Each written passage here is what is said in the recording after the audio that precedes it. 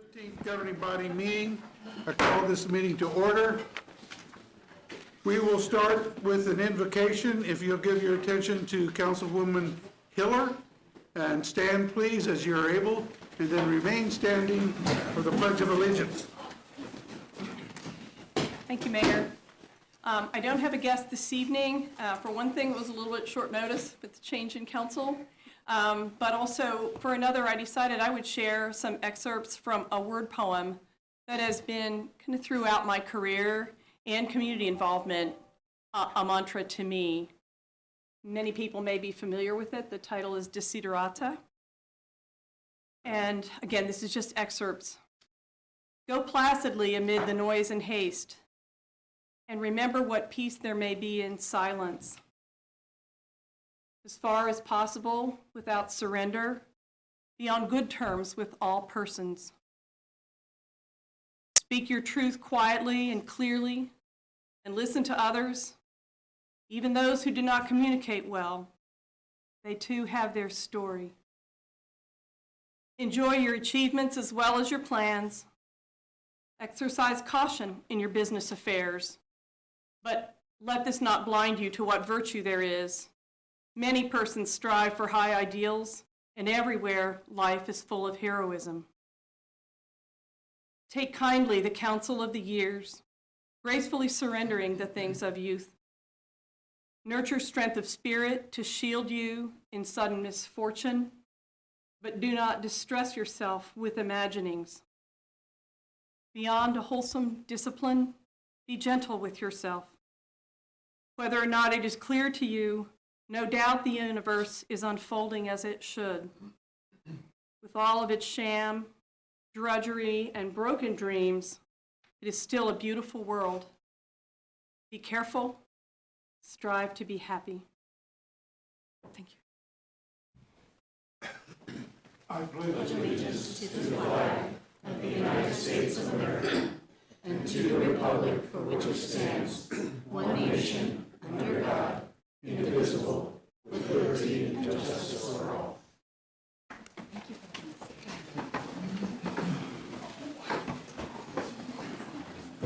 Okay, thank you. We've got a lot to cover this evening. Full gallery, that's good. We'll move on to roll call, if the clerk would read. Mayor Padilla. Here. Councilmembers Hiller. Here. Valdivia Aqua. Here. Ortiz. Here. Emerson. Here. Kale. Here. Nager. Dobler. Here. And Duncan. Here. We have 8 present. Thank you. Been notified that by Councilwoman Nager that she will join us here briefly. Okay. Move on to appointments, if you would read the appointments, clerk. A is a board appointment recommending the reappointment of Keith Finney to the Board of Building and Fire Appeals for a term ending December 31, 2024. B is a board appointment recommending the reappointment of Nelda Hanning to the Board of Building and Fire Appeals for a term ending December 31, 2024. C is a board appointment recommending the reappointment of Tim Karkoff to the Topeka Board of Zoning Appeals to fill an unexpired term ending December 31, 2025. D is a board appointment recommending the appointment of Doug Snook to the Board of Plumbing Examiners for a term ending December 31, 2024. And E is a board appointment recommending the appointment of John Nave to the Washburn University Board of Regents for a term ending December 15, 2026. Okay, you've heard the appointments. What is pleasure of the body? I have a motion to approve by Councilman Dobler, second by Councilman Emerson. If you'll call the vote, please. Councilmembers Ortiz? Yes. Emerson? Yes. Kale? Yes. Dobler? Yes. Duncan? Yes. Hiller? Yes. And Valdivia Aqua? Yes. We have 7 yes. Motion carries. Motion's been carried. I know that Mr. Nave is in the audience this evening. Are there any other appointees that are in the audience that I don't recognize? I want to make sure that we give you a chance. Okay, well, Mr. Nave, if you would stand, please, so that we can recognize your appointment, and thank you for your service.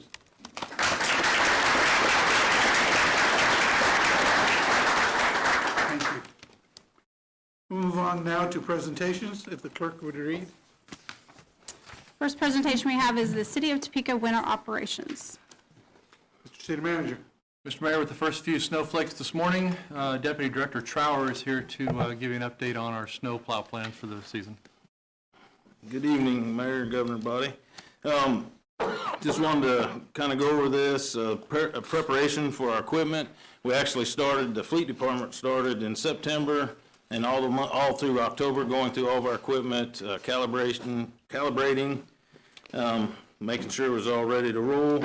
On October 24th, we held our annual dry run, running all of our equipment, running our snow zones, getting our employees familiar again with the equipment.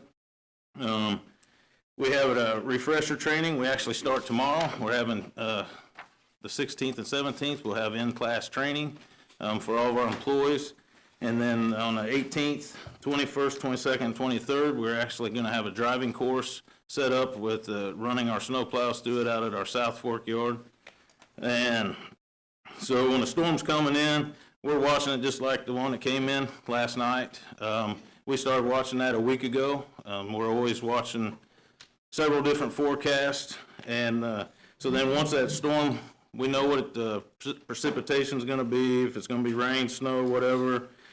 We get our employees ready and get them alert, put them on standby. During for our snow preparation and running this snow, it takes 4 different crews. So it's the street department, forestry, traffic, and WPC is helping us this year. They're going to run some of our snow zones in North Topeka. So with that, then we'll figure out what we're going to do, if we're going to put down our liquid de-icer prior for for pre-treating. And so then once the storm starts, the employees are all assigned a zone. And in them zones, we do the emergency routes and our arterials first. And then collectors are treated after emergency routes and arterials are considered passable. And then residential routes aren't treated unless there's 6 inches or more snowfall and directed by the city manager. Then this process will continue till the roads are completely clear. We're going to continue our liquid brine use, pre-treating arterials and collectors, and our hot spots. Then every zone that we run, we have multiple hot spots that's called in from constituents or whatever, so we have a list of those that each operator has in their snow book that they will hit those as well. Then we'll monitor the bridge temperatures and determine treatment if needed. So if there's going to be frost, we'll go out and pre-treat the bridges before the frost. And then we'll, like I said, we'll be pre-treating the hot spots. So we're going to continue moving forward with the pre-liquid instead of the salt, granular salt, just for the cost savings that it will help for the city and less salt we're putting on the streets. So stand for any questions if you have any. Any questions for Mr. Trout? Tony, I'm glad to hear you say that WPC is helping out too. That puts extra blades down there. Yeah. I think that's important. Yeah, it takes all of us to do this job, and we all work the same place, and I'm very pleased to have them helping us out. So. Okay. Thank you for your presentation. Yep. If there's no further questions. Thank you, sir. Okay, we'll move to the consent agenda. Madam Clerk? A is an ordinance introduced by City Manager Stephen Wade authorizing initiation of condemnation proceedings to acquire the easement for a stormwater improvement project in South Topeka. B is an ordinance introduced by City Manager Stephen Wade allowing and approving city expenditures for the period of October 1 through October 28, 2022, and enumerating said expenditures therein. C is approval of a professional services contract between the City of Topeka and B.T. and Company, PA, for municipal audit services. D are minutes of the regular meeting of November 1, 2022, and there's a list of cereal malt beverage license applications. Staff is recommending approval. Okay, we've heard the consent agenda. The chair would entertain a motion. Motion to approve by Councilman Emerson, second by Councilman Kell. If you call the vote, please. Council members Emerson, Yes. Kell, Yes. Nager, Yes. Dobler, Yes.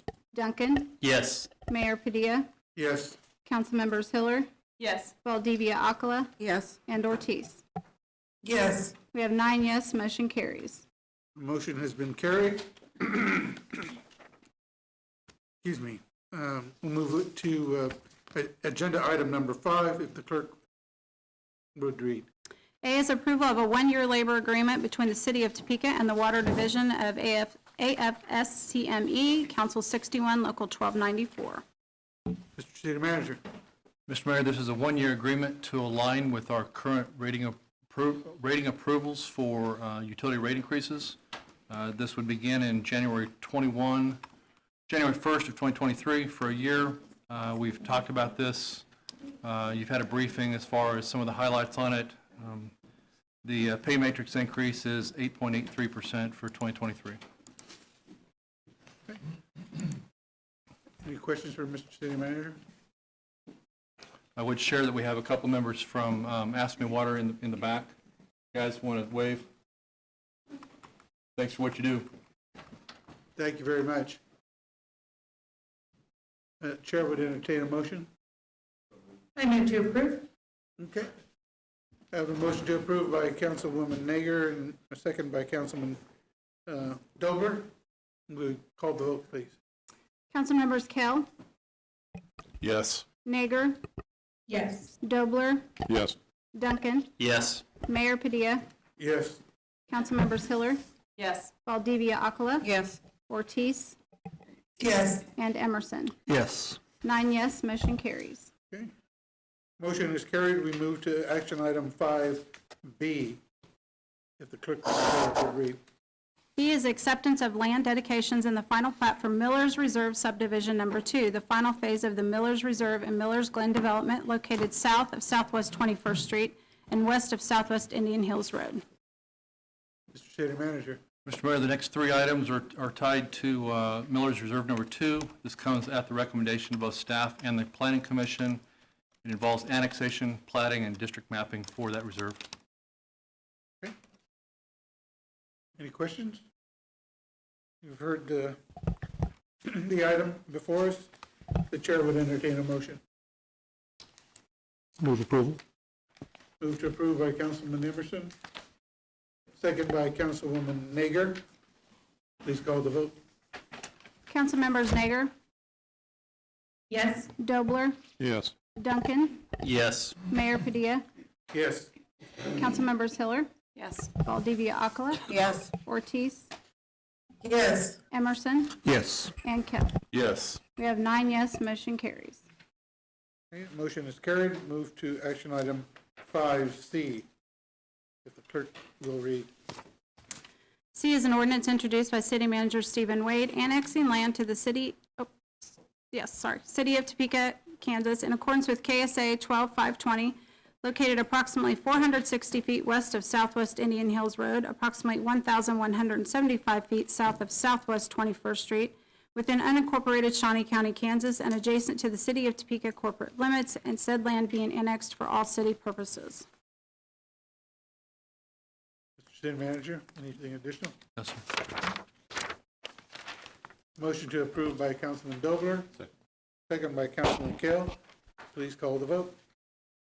Councilmembers Dobler, Yes. Duncan, Yes. Mayor Padilla, Yes. Councilmembers Hiller, Yes. Valdivia Akala, Yes. Ortiz, Yes. Emerson, Yes. Kale, Yes. and Nager. Yes. 9 yes, motion carries. Motion is carried. We move to action item 5D. Madam Clerk. D is an ordinance introduced by City Manager Stephen Wade, amending the district map referred to and made a part of the zoning ordinances by Section 1850-050 of the Topeka Municipal Code by providing for certain changes in zoning on property located west of Southwest Indian Hills Road and south of Miller's Glen subdivision from PUD planned unit development with M1 two-family dwelling district and C1 commercial district uses to R1 single-family dwelling district. Okay, as I understand it, this item requires an acknowledgement of ex parte communications. So before we vote on this item, I need to ask each member of the governing body who is engaged in ex parte communications with any individual either in favor of or against the matter being considered must state that the communication occurred and indicate that even in light of having engaged in the communication, they were able to fairly, objectively, and impartially consider the measure based only upon the evidence provided on the record. The record includes the Planning Commission minutes, the staff report and its attachments, the public comments made during the Planning Commission hearing, and similar relevant information related to the matter. So I ask now, any governing body member, have they had any ex parte communication related to this item, 5D? Okay, looking online, seeing none, then we will proceed with the vote, if there is a motion. Motion to approve. Motion to approve by Councilman Emerson. Second from Councilwoman Hiller. You'll call the vote, please. Councilmembers Duncan, Yes. Mayor Padilla, Yes. Councilmembers Hiller, Yes. Valdivia Akala, Yes. Ortiz, Yes. Emerson, Yes. Kale, Yes. Nager, Yes. and Dobler. Yes. 9 yes, motion carries. Motion being carried, we'll move to action item 5E. If the clerk would read. E is a public hearing and a resolution of intent of the governing body of the city of Topeka, Kansas, determining the advisability of issuing healthcare facilities revenue bonds, Brewster Place, in one or more series to provide funds for the purpose of financing or refinancing improvements to healthcare and retirement facilities owned and operated by the Congressional Home and authorizing execution of certain related documents. City Manager? Mr. Mayor, the next two items are tied to the issuance of $21.3 million in industrial revenue bonds for Brewster Place. There is no financial risk to the city. It does not increase the debt load. This has passed the IRB committee. Okay. At this time, it's required that we have a public hearing on this item. So I will state that the public hearing is now open and ask if there's anyone present who would like to speak to the matter. For the second time. Is there anyone present who would like to speak to this matter? And for the third time, at this time, is there anyone present who would like to speak to this matter? Seeing none, hearing none, I close the public hearing. Now I recognize any of the governing bodies, if the members of the governing body, they have comments on this item. Seeing none, is there a motion from the body? Have a motion to approve from Councilman Dobler. Second from Deputy Mayor Duncan. To call the vote, please. Mayor Padilla, Yes. Councilmembers Hiller, Yes. Valdivia Akala, Yes. Ortiz, Yes. Emerson, Yes.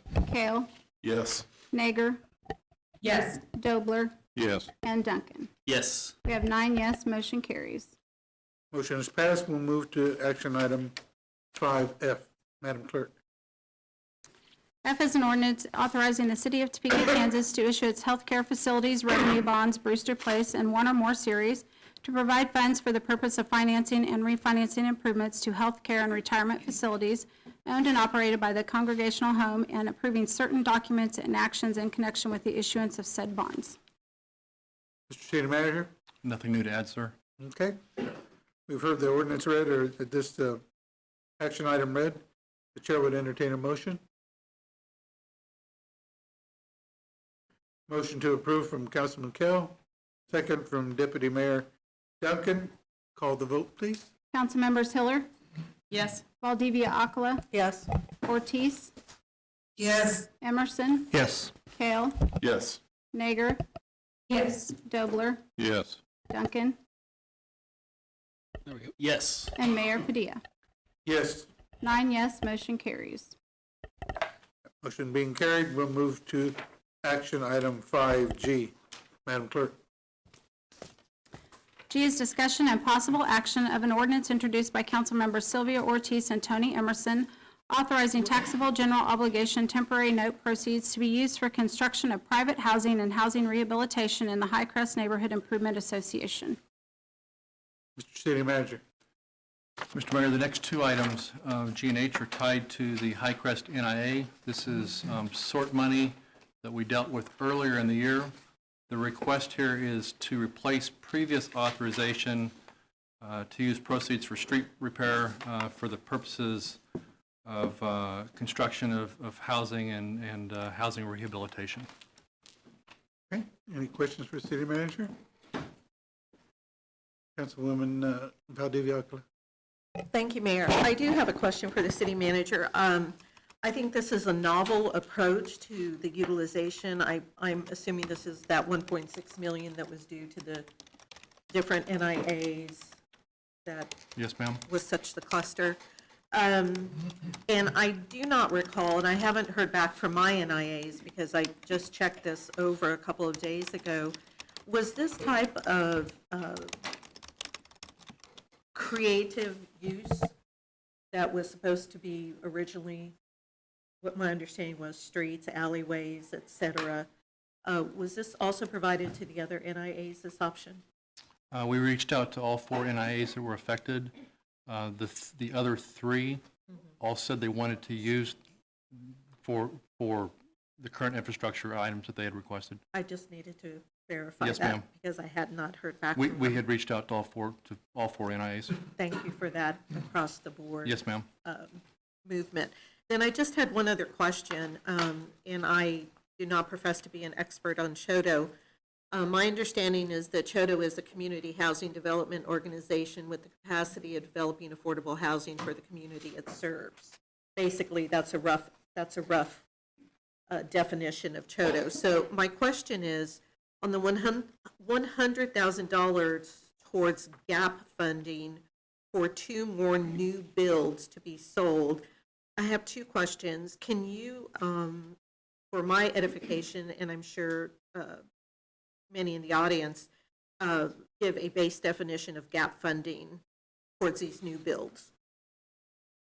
The definition of gap funding.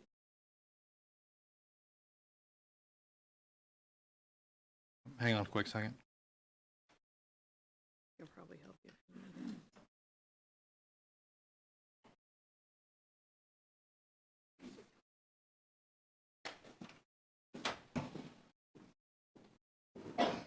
Director Matthews is on her way up.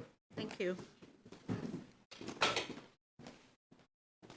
Good evening.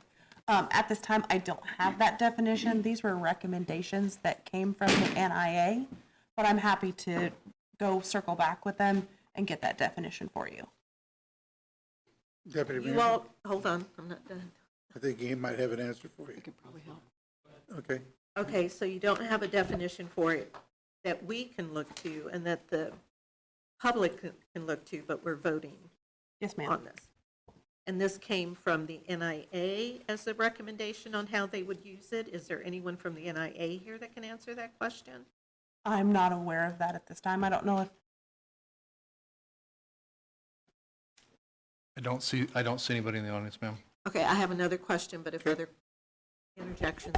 I was just going to say, assuming that they're referring to what the traditional definition of gap funding is, it's traditionally the difference of what they're going to owe on the project versus what they already have in hand. So they've got X amount of dollars here, they need this many dollars to get to where they're going. It's literally the gap funding in between the difference of those two. That's traditionally the legal definition of gap funding in projects. Yeah, I kind of pulled it up there. Councilwoman? But we don't. Do we know that for sure? Councilwoman It's Taylor? often used in affordable housing development to cover the difference between what it costs to build the house and what they're planning to sell it for to that LMI homeowner. Because there can be a difference in whether it's rehab or in new construction between what it costs and what it will appraise out at and there at the time in that older neighborhood. So the gap funding covers getting it done and done right, but still selling it to having that LMI purchaser get it at a price that they can get a loan on. Does it make sense? Yes, then, Mayor, may I? Please. Then my question would be, if we don't have a, if you're not aware of a definition, and if we're voting on this tonight, and if this is a CHOTO, which I would think that Director Corey Wright would have an idea about, I don't know if she's in the meeting or on Zoom, what has been provided that is going to help us understand that this is really what this is paying for with these two homes? I mean, Yes, ma'am. Before we would disperse any money, there would be documentation that would be submitted to the city to substantiate that dollar amount before we would disperse those funds. and this would be specific to it being a CHOTO, is that correct? As I read the ordinance, yes, ma'am. Okay, and then the second question would be, is that new builds to be sold? This is supposed to be for affordable housing. How is the city going to guarantee, and how is this CHOTO going to guarantee that on the open market, new builds, is this going to be on the open market, or is it going to be for closed purchase? I don't have that information at this time. I don't know. And Corey here? Bill's nodding no. Councilwoman, we've heard what has been presented. If there is a motion to approve and then a second, we can continue further discussion. If it would be preferred that this particular item 5G be taken up at a later date, and we can entertain that same kind of a motion if you want to make it. I would want to entertain that motions, but I want to be very specific in that I'm looking at the $100,000. And because this is a relatively new CHOTO, I think that we should have more information, and I think that we should have at least had someone here on staff to be able to answer these questions, voting on a change of ordinance. So walk me through that. So if you want to make a motion to defer this particular item 5G to, say, the next council meeting, you can make that motion. If it's seconded and we vote on it, we can do that. I would like to make the motion to have it defer to the next meeting until we can get someone to answer these questions. Okay, is there a second?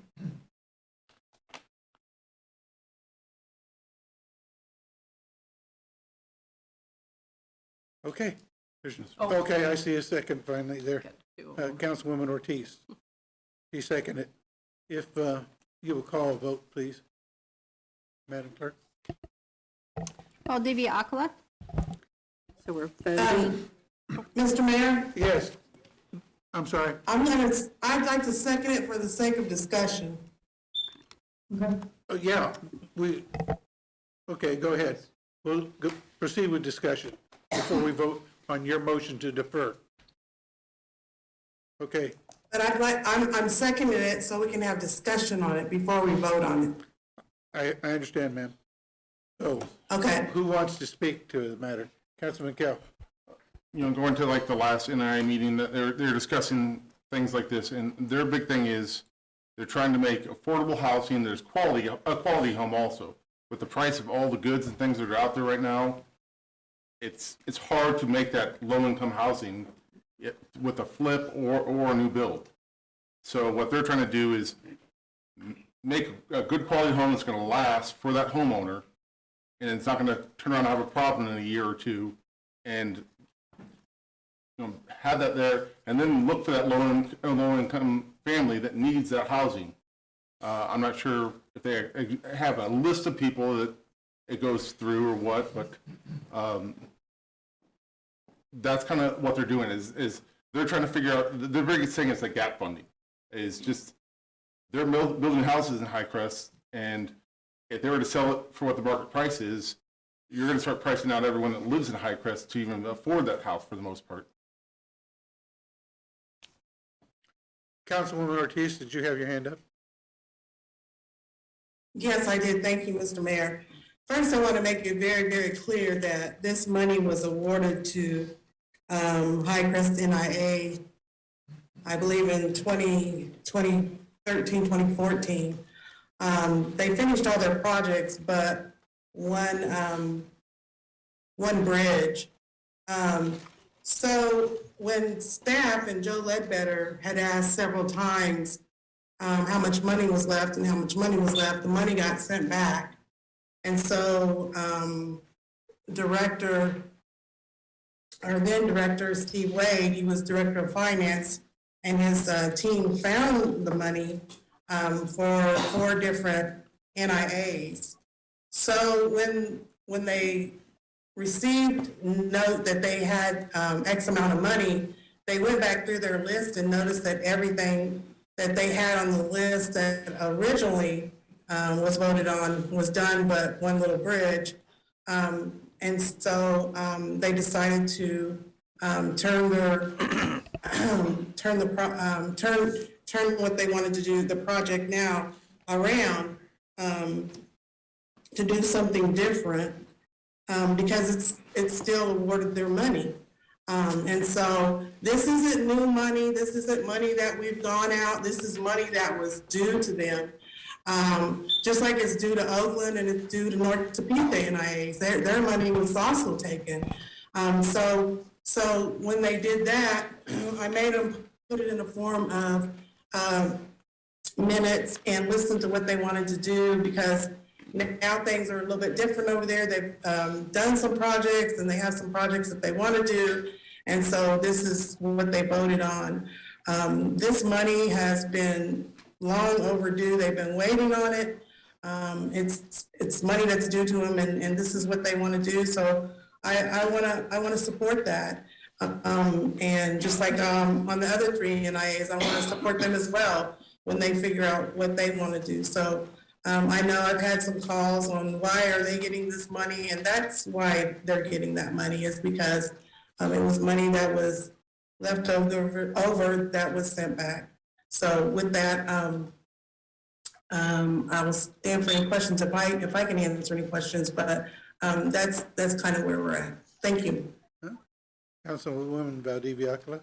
Thank you, Mayor. This does not have, and I think we're missing the point here.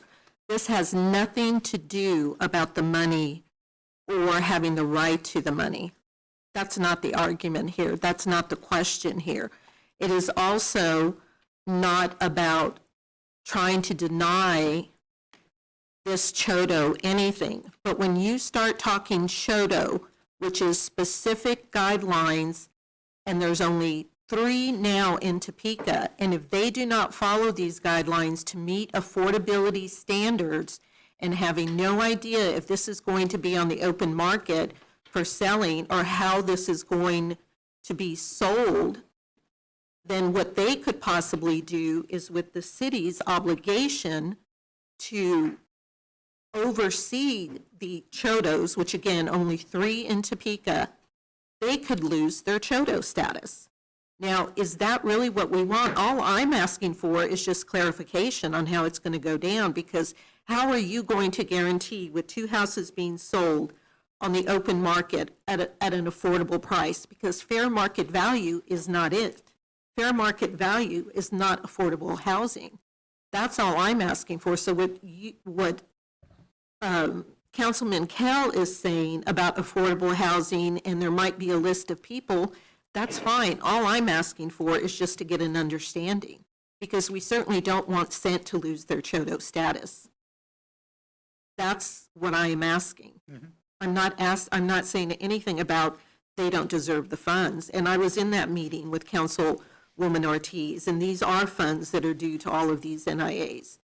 But from what I have seen, no NIA, from only 3 years of experience on the council, can run it so loose that you can do a complete change of ordinance without being able to have basic questions. This is not trying to deny them. It's just basic questions for oversight. Good. City Manager. Mr. Mayor, I just got a note from Director Finder, if this will help any at all. Before any funding would be released in regards to the CHODO activity or funding, that would be reviewed by Corey Wright. So you're saying the $100,000 would be to see how these houses are going to be sold so that Cent does not lose its chodo. Yes, ma'am. It is going to be before the money is doled out, not after the fact, Yes, city ma'am. manager. Yes, ma'am. Not in between, but before. Yes, ma'am, before. Okay, then I'm good. Okay. So, on the floor right now is a motion to defer. You want to withdraw your motion? I withdraw the motion. Okay. I move to approve the ordinance. There you go. If she's withdrawing her motion. Councilwoman, Ortiz, will you withdraw your second? Yes. Okay, thank you. Now, the chair would entertain a motion. I move to approve. Motion to approve by Councilman Kell. Is there a second? Councilwoman Ortiz seconds the motion. If you call the vote, please. Okay, Councilmembers Valdivia Aquila, Yes. Ortiz, Yes. I can barely hear you, Brenda. how about that?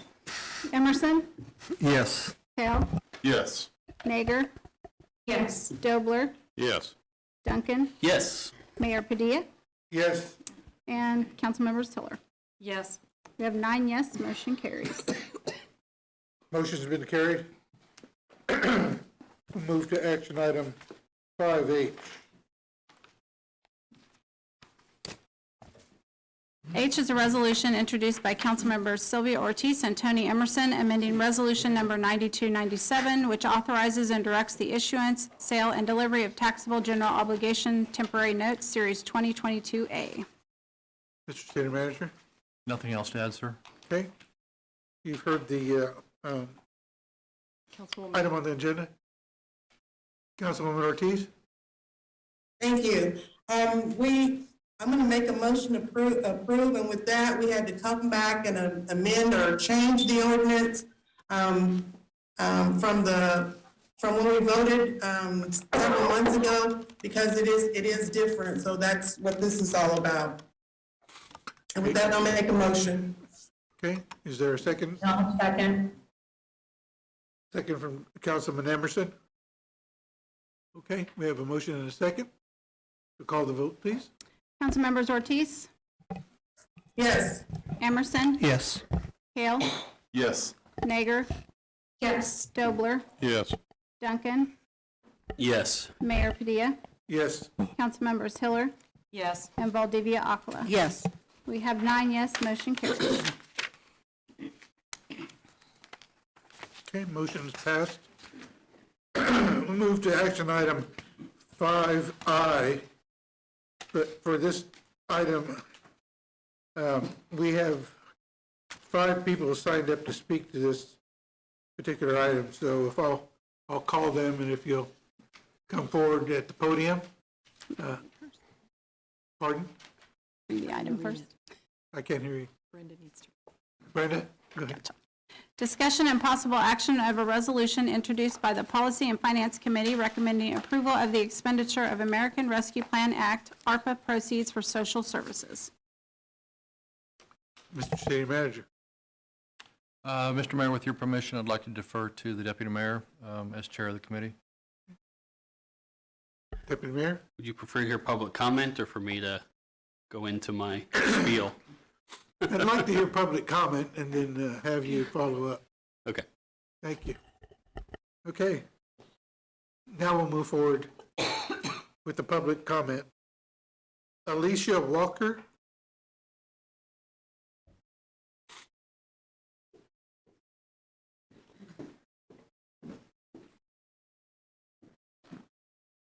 Good evening. Good evening. Thank you this evening. My name is Alicia Walker. I'm here on behalf of Hearts, helping empower adolescents reject thoughts of suicide. We actually made it through some of the rounds, so I thank you for those who've sat on and voted. I'm here to ask you to approve this funding for our community on behalf of our youth. They are the foundation of our future, and our program, if funded, will be able to teach them the 7 C's of resiliency. which is a protective factor of suicide. And our youth these days, they are taking their lives, they are hopeless because of all of the peer pressures in society, and our organization wants to take those individuals, build hope, build growth and resiliency within them, and by approving these funds, our organization will be able to do those. Thank you. Thank you very much. Ms. Sandra Lassiter?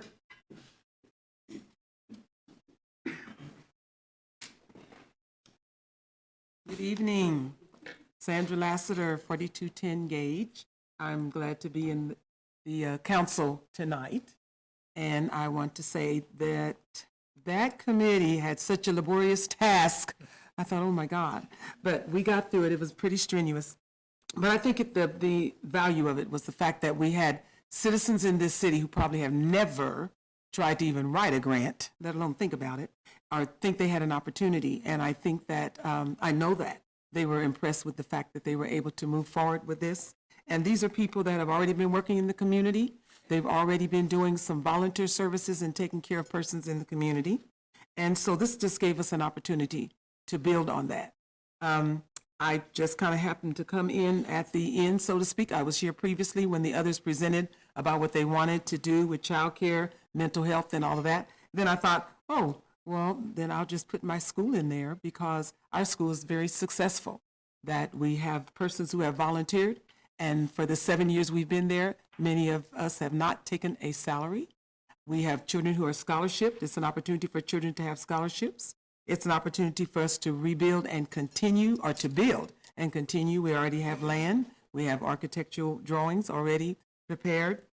And most of all, we want to bless our community. So I was just impressed with the way it was done. I do have a comment that maybe at the end would be more appropriate, but I understand it may not be until January when the monies might be distributed. And I kind of am concerned about the delay in the delivery, because in some other communities, these persons have already received their ARPA funds for 501 and for volunteer organizations. So I'm just concerned about that. I'm always concerned about when are we going to get the monies to help our people? So thank you very much for that. I hope you approve it. Thank you, ma'am. I suggest you approve it. I think it'll be a good idea too.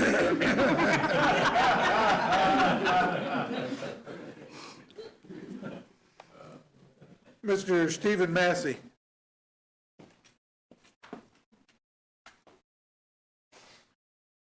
Good evening. My name is Elder Stephen Massey. I am the founder and director of It Takes a Village, which is an after-school performing arts youth center. The idea was brought to us to actually apply for the funding.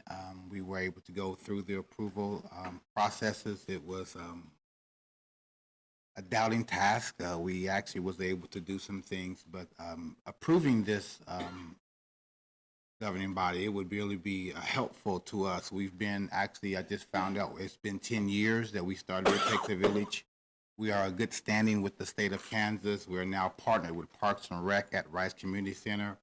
And the funding that we'll be able to get will be able to help us even serve more of our underserved East Topeka community and then abroad and beyond that. So we're hoping that you all will approve this because it's really going to help the young people who really don't have the means to do the things they like to do in the arts.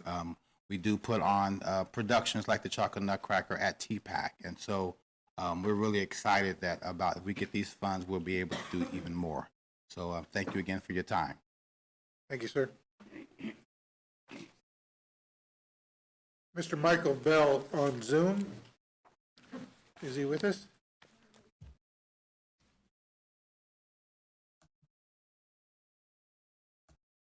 I am. Hold on.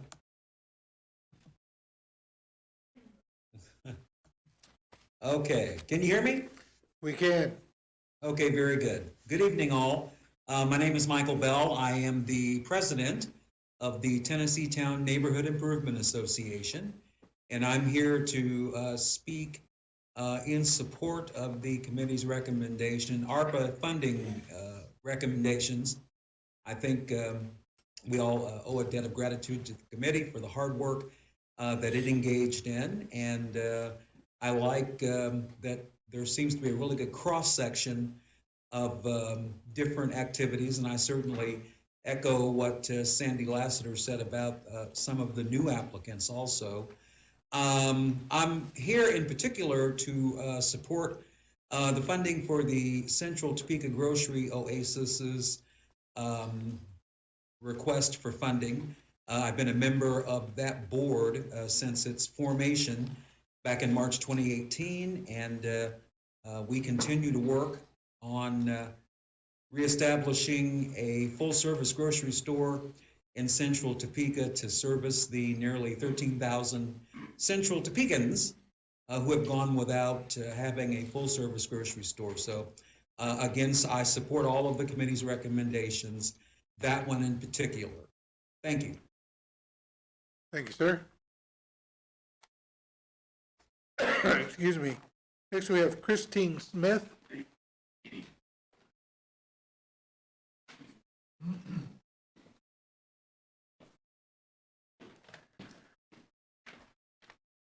Hello.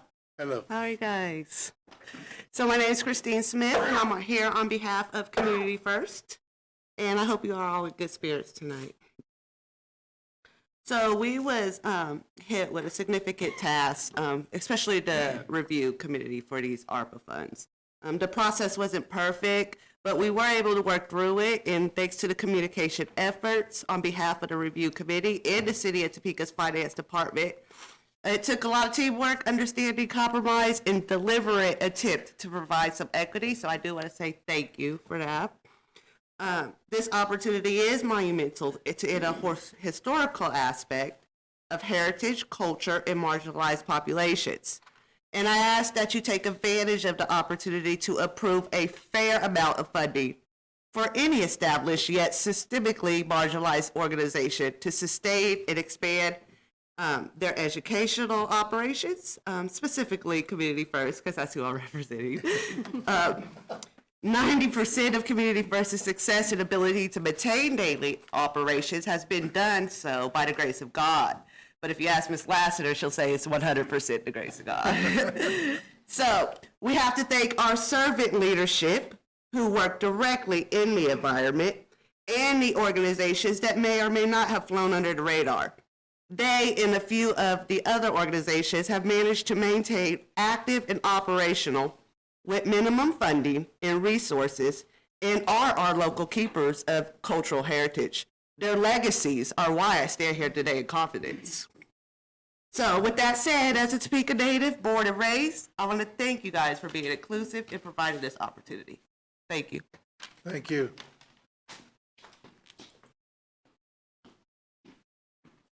Deputy Mayor, did you have some comments? Thank you, Mayor. I promise this won't take long, but I do want to just review a few things, as this is a large pot of money that we are bringing to you this morning at $10 million. So review just a couple things, both for the public and for my colleagues here who get to look at this long list. This process started nearly 1 year ago when we discovered these funds would be available. It was determined by a vote of this governing body that $10 million would be made available to the community through a grant process. The task of allocating these funds was assigned to the Policy and Finance Committee, consisting of myself and Council Members Nager and Valdivia Alcala. We made it clear that any council member was always welcome to attend and participate in the process. This was a 4-month process that included several rounds of evaluation. We began with 85 applications requesting nearly $35 million. Nearly every request served a need in our community. There was no request that I would consider ridiculous.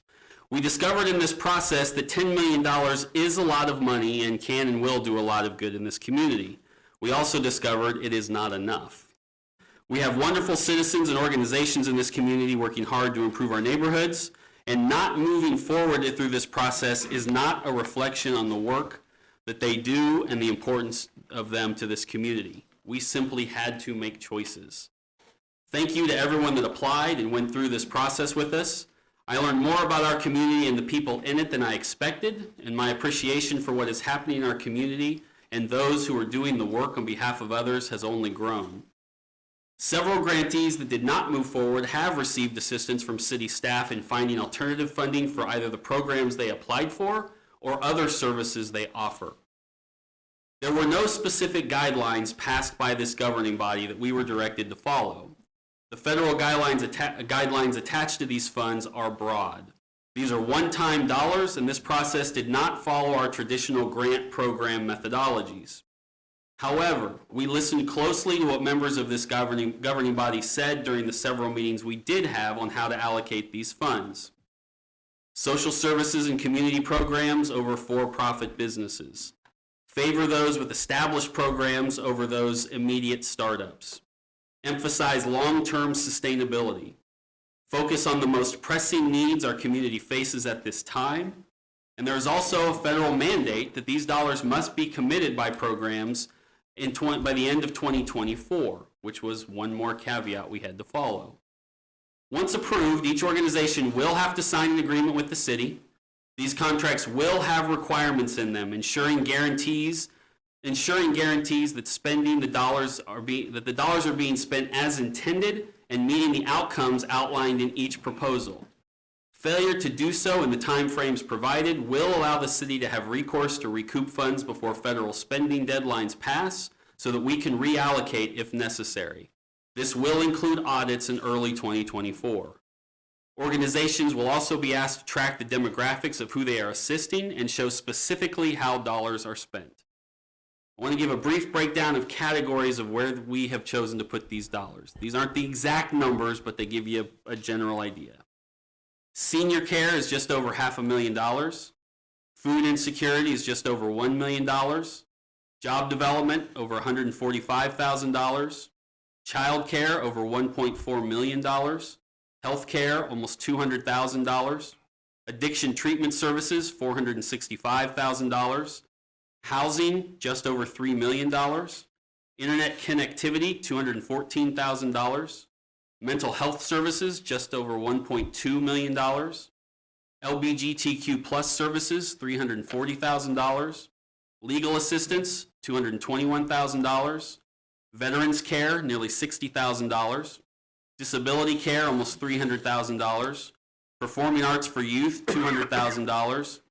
Human trafficking prevention, just over $100,000. Public safety, $32,000. Domestic violence prevention, over $300,000, and suicide prevention, $45,000.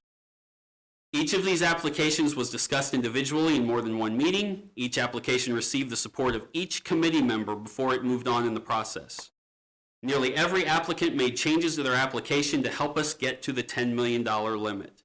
Several organizations made cuts more than once. We know we hated to ask, they hated to do it, but our goal, especially towards the end, was instead of just slicing out groups entirely, was to make sure that as many applications as possible got dollars that could help their programs. These final recommendations are unanimous from the committee. During this process, we spoke individually with grantees, asking questions during meetings and explaining to others why their applications did not move forward. We responded to more than 100 emails and allowed and welcomed public comment during several meetings. I can only speak for myself, but I want to be clear that I stand behind these recommendations. I will answer any questions you have about the applicants and our process. I'll do my best to explain our reasoning for the decisions, but I will stand by these decisions. I support the contracts we have ready to go, and I'm appreciative of the guidelines and requirements the staff has outlined for each group. This body has every right, and if you feel a responsibility to make suggested changes to these recommendations, but I personally will stick with what I've brought to you today, and so I will be less likely to vote for any suggested changes you may have. I will now turn it over to my colleagues, starting with Councilmember Valdivia Alcala. Councilwoman? Thank you, Mayor. I know I've said this, and this is like,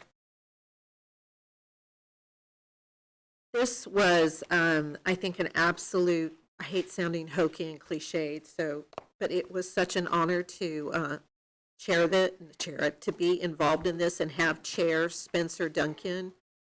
He was so intentional. Hannah was so intentional, and everyone was so committed to trying to be as fair as possible. I do not think $10 million was enough. You know, if there's any way that we could have muscled, $45 million to all of the all of the pain that's out there, right? All of the lack of services that are out there, all of the community people that are bleeding in different ways. But what I do believe strongly is that this money will help lessen some of the pain that our community is going through, our underserved community, our communities of color, our poor communities, our poor white communities as well. But I want to make something very, very clear. Racism is a public health crisis. I also want people to see that within this interweaving that you can see about what was decided on, there is intersectionality, where we see a multitude of issues that we are facing as a city weave in and out of these requests for funds. We can also see that social determinants of health, which is a crisis, is being dealt with the way that this money was given out. So being at the meetings and seeing the public there was, to me, one of the most eye-opening experiences that I have ever had. People just hoping, being willing to change up as needed to be changed up. And I will say that came a lot from folks that are not used to asking, asking for money. That ability to look at their plans seriously and see where they could cut because they knew that we were trying to work together. It felt like a collective that we were working with. They knew that they could come to us with questions to finance. I mean, the staff with finance was just epic in the way that they took our questions to the organizations and the way that we got that feedback going back and forth through finance. And this is not perfect. And I know that there's been things about rubrics and all of this, but some of what we know that we are giving to is untested waters in underserved Black communities. And that, I'm like Spencer, I'll go on my sword on this one because that's how intentional all of this has been. And I think that this is a good disbursement of funds. And I would just hope that any questions that, Spencer, myself, Hannah would be able to answer. And I hope that the council feels the same and has watched and listened in on the meetings. Thank you, Mayor. Councilwoman Nayer? Thank you, Mayor. Per usual, I am the third to speak on the ARPA committee, and the other two have really covered all of the ground. This is a singular opportunity, and we approached it in a very singular way. As has been alluded to, we spent months of work, and Deputy Mayor, you did an excellent, excellent job of chairing this opportunity with compassion, with rationale, and making sure that we were being productive. And I cannot thank the staff enough for making this happen. This is happening because of our Topeka staff. They are amazing. And I'm very, very excited to get this money into the community. It's felt kind of like a burden at times, and I know it's because we weren't putting it to use right away, because we were trying to figure out who could. And I am right there with my colleagues. These recommendations are solid. These recommendations, we have toiled over them. And I fully support what we are putting forward today. And I don't want to end without saying thank you to the community. Thank you for everyone who put forward something, because it means that you're doing good in the community. Long after these dollars have been spent, it is the efforts that we do as a team in the Topeka area that's going to make our community better and better and better. So thank you so much to coming to us and trusting us with your ideas, with your passions, and I hope that we can move forward to support you today. Thank you. Councilman Dobler? Thank you, Mayor. I think back to the original meeting where we discussed 10 million, I know wasn't enough to cover everything, but it's a lot of money, and you guys did a fantastic job. I cannot thank you enough for doing what you did. I know it's probably tough enough with 3 people. If it would have been 10 people, we wouldn't be here for a long time, I'm sure. I think about the areas that the council asked to be covered. Mental health was adequately covered, child care, housing, lots of other good categories there, but those, I think, were the kind of the top 3 on my mind.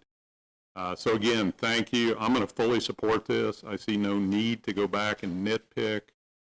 You guys have done a fantastic job, and I will be in support. Thank you, Mayor.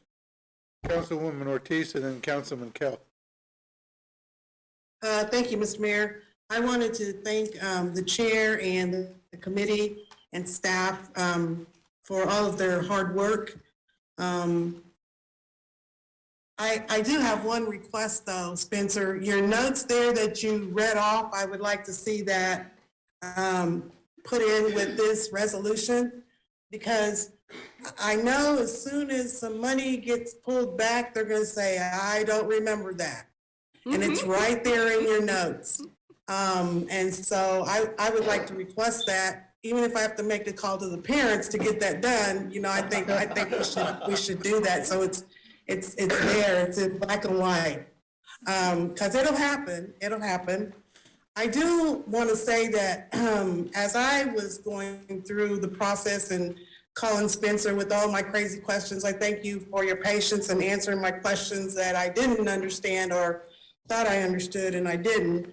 And I too was at all at where we touched on every single area. You know, I look at the senior citizens and I look at the youth. You know, that's very important. And the mental health, and even from, you know, food to daycare, it looks like, you know, we talked about it, and you guys heard it, what we felt. I wish we could have funded several other people, but I understand there's got to be some cuts made. I'm very excited about the Stay Calm that you guys had put on that list as well. I know that's an organization that's been trying to be that middleman between the police and the community. And so it looks like you hit every area, and again, job well done.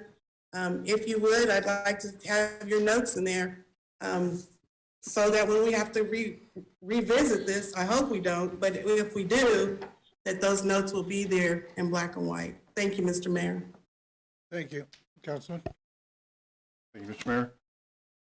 Just like the others said, I understand this is a tough decision, you know, trying to figure out where best for the money to go. Make sure you're spreading it out amongst the different kind of qualifying areas that we stated also. My only big concern, and I also heard from a lot of people, was we use a rubric for the Social Services Grant Committee, which is only $434,000. But for 10 million, we didn't have any scoring rubric. And I also heard from people even that were approved, they sometimes almost felt like it was a little bit of almost a moving target to hit, to make sure they were getting their application where it needed to be. So I'm definitely going to move forward with this, because no use holding up these organizations getting their money, but in the future, we definitely need to, even if we just adapt the Social Service Grant Committee's rubric for whatever the cause may be, we need to have some type of scoring, so then this way, it's something that the whole council can stand behind and sit there and say, yes, everyone had the exact same guidelines, and no personal views or opinions or anything like that were included on it, that we kind of go with what the Social Service Grant Committee uses. Thank you. Okay. Further comment? Councilwoman Hiller. Thank you, Mayor. Well, I would like to join my colleagues in just thanking the committee, the applicants, and the staff. It's hard work, and it's been good work. Regarding the rubric, I also think that it was a tough decision to make on the part of the chair and the committee, but we've come up with those scores on social service grants and other things after trying out various things over 5 to 10 years. It's hard to hit it first time, and so I appreciate the wisdom actually of this committee, leaving it open, working so much with the applicants to try and settle that each grant and the dollars in it were as targeted as possible, given that it was kind of new ground for everything. And so again, kudos and thank you to everyone, and I will fully support. And Spencer also answered my questions when I called beforehand, so appreciate that extra time on your part, and I will fully support this when it comes to a vote. Thank you. Further comment? If I may, I think we've heard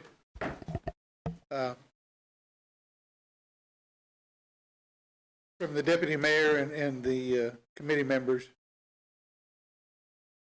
what I expected I would hear, and that is they were totally committed to their assignment, to their job.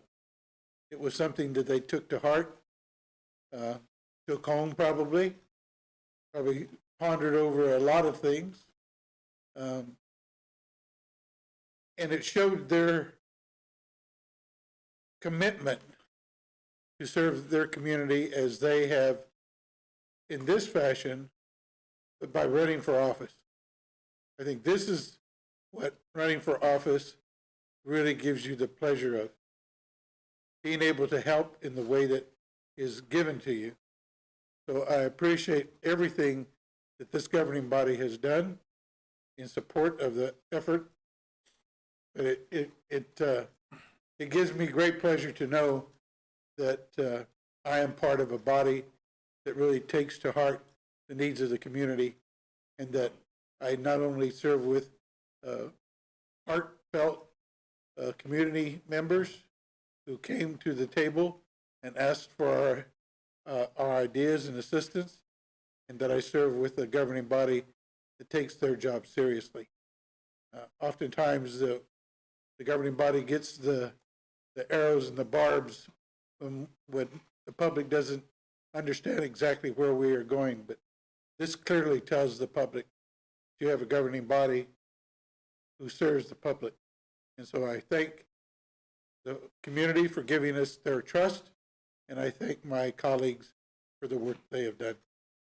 So we've heard this, and this was up for discussion and/or action. Is there something the chair would entertain? 2 comments, Mayor. First is, I just want to offer a clarification as it was brought up during public comment, and staff might appreciate me telling people this. We always said during the committee our goal was to get this in front of you before the end of the year so that people next year could start looking at their budgets and making plans. But we always set the expectation that the checks are not coming tomorrow if this is approved. There will be a contract that needs to be signed. The staff will need some time to prepare that. But at least once this decision is made, folks know starting next year that, may not be in your stocking this year, but it'll come pretty quick after at that point. So I do want to set that expectation since it was brought up, and I wanted to mention that earlier too, to let folks know that there is a process here that will have to happen after this is approved. So. An IOU in the stocking. That's right. With that, I would move to approve, Mayor. A motion to approve, seconded by Councilwoman Valdivia Alcala. If you call the vote. No third from me. Councilwoman Nager. If you call the vote. Councilmembers Emerson, Yes. Kale, Yes. Nager, Yes. Dobler, Yes. Duncan, Yes. Mayor Padilla, Yes. Councilmembers Hiller, Yes. Valdivia Alcala, Yes. and Ortiz. Yes, with Spencer's notes. Motion carries. Motion's been carried. Councilwoman Ortiz called his parents to make sure. And congratulations to everybody who's going to benefit from this.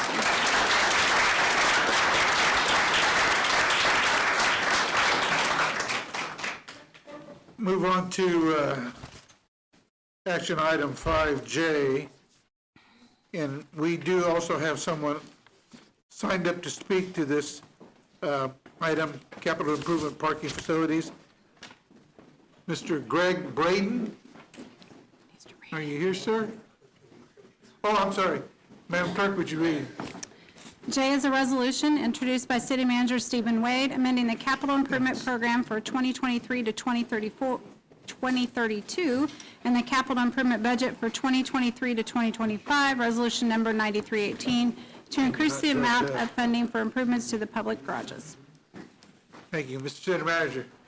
Thank you, Mr. Mayor. The next three items are everybody's favorite topic, also known as parking. We have boiled down over 5 years' worth of work, hundreds of pages in your packet, hours of discussion with the governing body, to 2 slides due to an incredible amount of work with the team that's in front of you. Mr. Mayor, what we have here is a recommendation. That recommendation would be that the governing body maintains ownership and management of all parking assets. We have studied hundreds of scenarios. We have explored multiple options for management. Our recommendation is to maintain ownership and management of all parking assets, that we install or instill paid parking on Kansas Avenue and the 100 blocks. For the first time since 2010, we increased parking rates and citations. In your packets are ranges of minimum and maximum pricing ranges. $21 million of bonding for repairs of all garages with ongoing maintenance covered in the rate structure. The Uptowner garage is covered as part of that $21 million. And the packet allows for flexibility in that rating to establish demand-based pricing and inflationary-based increases moving forward.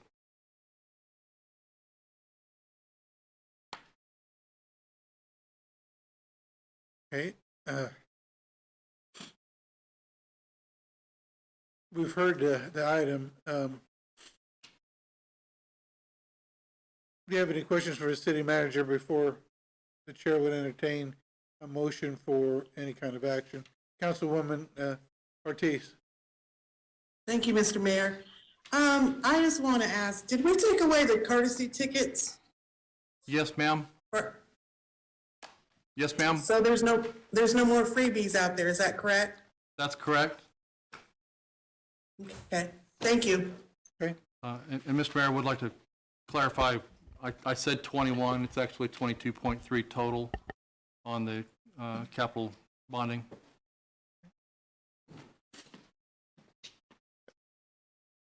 And we do have someone signed up to speak on this item.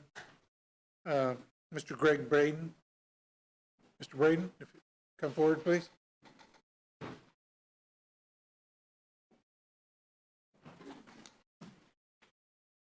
Good evening, Mr. Mayor and members of the council, and Manager Wade, thank you very much for the opportunity to be here tonight.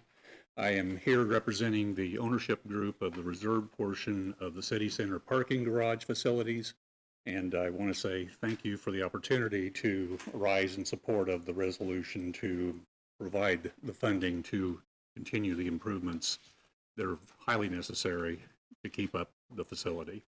And with that, I'll stand for questions. And let me just real quickly also say thank you to the staff. They've been awesome to work with, and I can't say enough about how good they have been in working with a public-private partnership as we have here. Thank you. Thank you, sir. Any questions for Mr. Braden? Seeing none? Thank you. Thank you, sir. So on this resolution, the chair will entertain a motion. I have a motion to approve by Councilman Kell. There's a second. Second by Councilwoman Nager. we can have discussion. Anyone would like to speak to this matter? Deputy Mayor and then Councilman Dobler. I'll just have some questions for clarification from whoever wants to answer these. So what is our, just clarification, what are our current hours that we enforce parking, and will they stay exactly the same even along the new paid areas? So our current enforcement hours are Monday through Friday, 8 a.m. and there's nothing in this change. There is a provision that would allow special event rates, but there are none currently proposed. But that is a provision that is included in the amendment. How would someone know about special event rates? So we would have to post that, you know, before you enter the garage, for example, that, you know, the rates are Gotcha. whatever Okay. that might be. On the new parking, since it's going to be app-based, not meter-based, which I know we have the app for the others, it's the same app? I mean, we're not creating a second, right? No, Or a new app? same app. And so will it allow unlimited parking, or will it still have a time limit, and if you don't, those would be so on Kansas Avenue, is it going to be 2-hour parking, or is it going to be as long as you keep feeding the app? There is still the ability to limit the time so that you cannot continuously just feed the app. The 2-hour versus 3 or 4 is not something that we have established yet in terms of the Kansas Avenue zone. That's something we would engage with stakeholders to ensure that everyone's in alignment. Okay. And then part of the reason I ask is we've talked continually about abuse from people who work downtown who use those spaces. This would seem to make that easier, not harder for them to just kind of keep feeding the app and basically making them all-day parking spots. So Certainly our merchants are very interested in turning those stalls so that they can get clients into their doors. yeah. Thank you for getting rid of the oops ticket. Praise Jesus, finally. Thank God. I will take half the credit for that one, for better or worse. Just a couple more things. I do think we still need a sign plan for our vendors downtown. I understand that we give them permission to post the 15-minute parking. I have no issue with that. I don't think we have a formalized ordinance that allows for uniform signage, uniform usage. And I would like to see us continue to work on that, especially as we go to this system so that there's less confusion over time. Let's just put that out there to make that more uniform. So signs look nice to help the look of our downtown, because God bless them, some of those signs are not awesome. And it's fine. I'm for giving them those spaces. I just would like to see us with time limits and days and hours and all that exciting stuff. And I will continue to support us looking at other better systems, which I know staff will too, as we put this in place to try to fix the immediate, little bit of this is triage, right? And that's just the reality of where we're at. Overall, I am supportive of this. While I don't think it's perfect and there are parts of it I got some, as I've expressed here, concerns with as we move forward and hope we get it right. You're going to hear me say this several times this evening on a couple of these issues. We own it. We got to take care of it. And I told some of my colleagues, I said, it stinks that we're the group that are here at this time that have to deal with what's in front of us when the check is due. But decades of deferment, and here we are. And at some point, we've got to take care of our stuff. And so that's why overall I'll be supportive, because this is a path to getting us there for me, even though I will continue to try to tinker with it as we work through it. So thank you. Further comment? Councilman Dobler. Just a couple comments and probably questions associated with it. So as part of the infrastructure committee, we asked a lot of questions about the garages over the last 2 years, 2.5 years. We asked about selling some or all of the garages. And as I look at the pro formas that you've developed in the packet, you've really looked at, there's obviously some garages we can't sell, the ones we still have debt on. We can't sell the 9th Street garage. Others are problematic. Your staff looked at different combinations of selling garages, uptown or Coronado, park and shop, town site. And if I'm reading this correctly, as those pro formas play out, any combination of selling those garages in the 20-year window, we end up with basically in the red. That's correct. Totally. With us providing funding through geo bonding to repair the garages, with the rate increases, maintaining the revenue from all of the garages that we own, in 20 years, we break even. That is the outlook. Thank you. The other thing we asked you to do was look at some sort of outside management of the garages.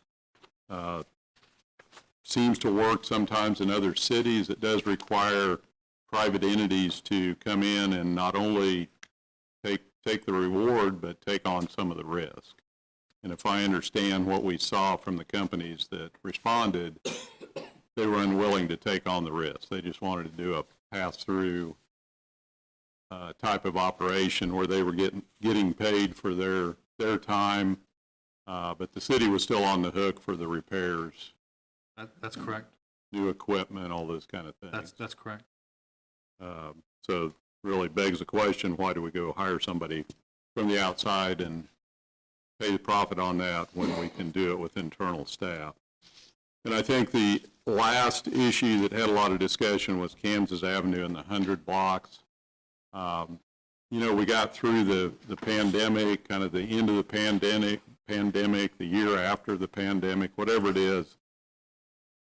I think, in my opinion, we've gone far enough. We need that revenue from not only the 100 blocks, but Kansas Avenue, where we have not charged for parking since 1986, I believe.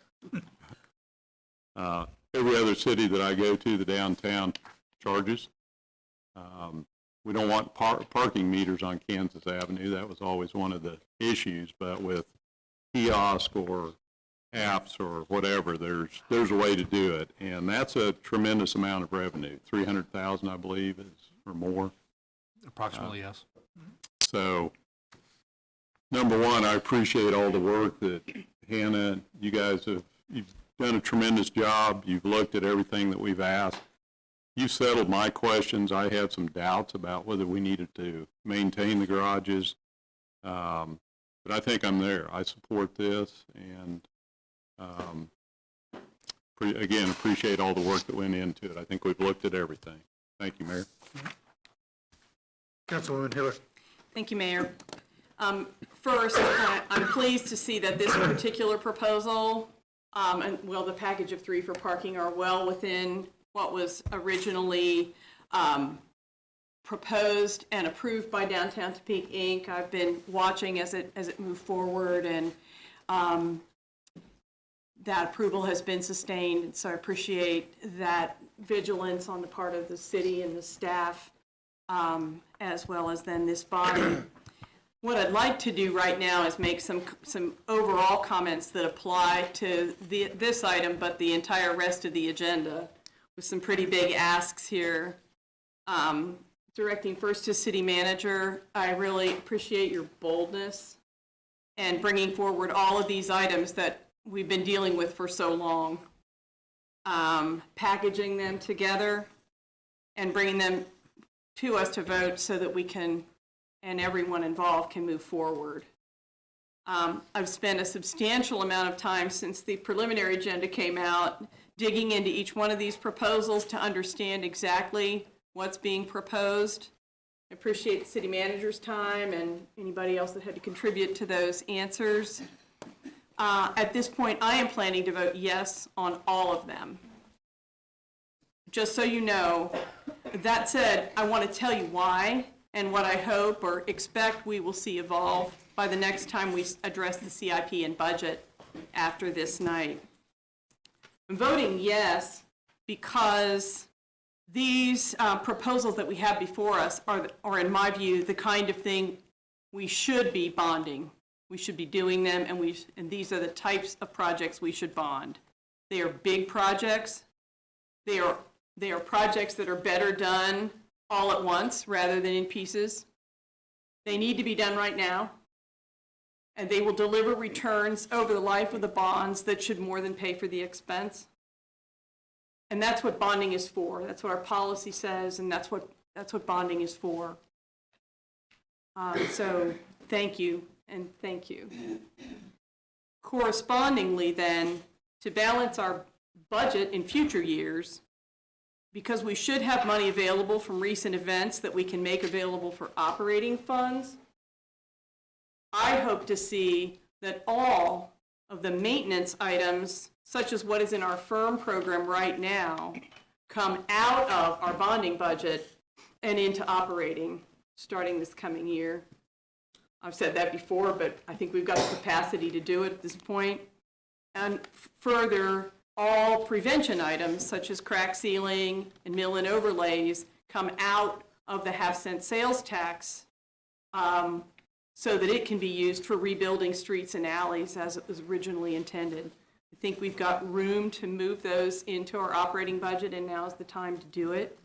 That way, hopefully, our net indebtedness can absorb these worthy projects that we're voting on tonight and not impact our indebtedness overall, and therefore not impact our mill levy.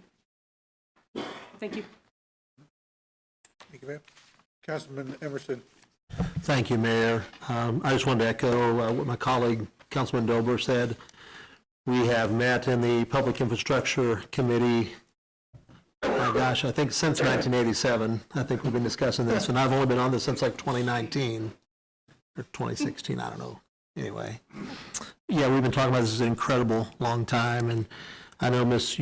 Ulrich and Mr. Tryon have sat through a lot of those meetings, as has Director Copley, and I thank you guys for all the work you've done, and the rework you've done, and the extra work you've done, and my gosh, I'm glad we're done with this. So I thank you guys for everything, and yeah, I wish this was a smaller item, but as the Deputy Mayor said, if we own it at some point, we got to step up and take care of it. So I would also support this, but thank you all for all your work, and Mr. Wade, both as Finance Director and now City Manager.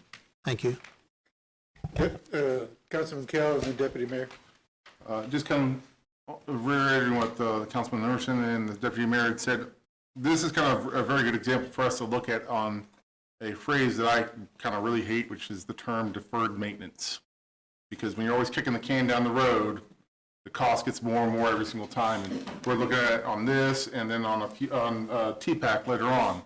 So we kind of, I think, need to look at this whenever we're looking at possibly deferring something of the long-term ramifications it may have in the future for us, because that cost is every year just increasing and increasing and increasing. So we need to really look hard at our own buildings and look when we're making decisions on, is it something that can wait, or is it something that we need to take care of right now, because that deferred maintenance always gets you in the end. Thank you. Deputy Mayor. I guess I have a practical question for somebody. Is the way that we are structuring this allow us to do repairs that we need to do in the, I'll call the right way? We've kind of discussed this before. I mean, we obviously have one garage that's darn near almost condemnable, and another that's not in terrible shape but needs some work. But I mean, there's been discussions about to do some of these right, literally have to shut the whole garage down for X amount of period, maybe move people around. And originally, when we were trying to piecemeal funding, we were like, well, we can shut off a level, but that gets us. So I mean, does this funding let us, if we have to make those decisions and say we have to close garage X down for 6 months to actually do the work, allow us to do that if that's the decision we make because the money's actually there? Or am I making sense? Because obviously the cost of that is much more than the cost of at one time than over a 10-year period or whatever. Makes perfect sense, and certainly this gives us some flexibility to make those decisions. Okay. I just want to make sure we're giving you guys the right tools to be able to do it any way you need to do it as opposed to not. This does give us that flexibility. Okay, thank you. Okay. Madam Clerk, if you would remind me, have we had a motion on this? Yes. We have a motion to approve. Okay, and we were under discussion, so now we can call for the vote. So Council Members Kell, Yes. Nager, Yes. Dobler, Yes. Duncan, Yes. Mayor Padilla, Yes. Council Members Hiller, Yes. Valdivia Aquila, Yes. Ortiz, Yes. and Emerson. Yes. We have 9 yes, motion carries. Motion is carried. Madam Clerk, would you read item 5K, please? Do we need a motion to withdraw? So, Mr. Mayor, actually, the next line item was specific to the Uptowner Garage. We have now covered that as part of that, the motion that just passed, so we actually, I think, need a motion to withdraw this item from the agenda. Okay. Or you can skip it. Yeah, you can just vote it down, skip it, or withdraw it, whichever you would like to do. Well, let's just skip it then. Make it simple. Make it simple. Moving right along.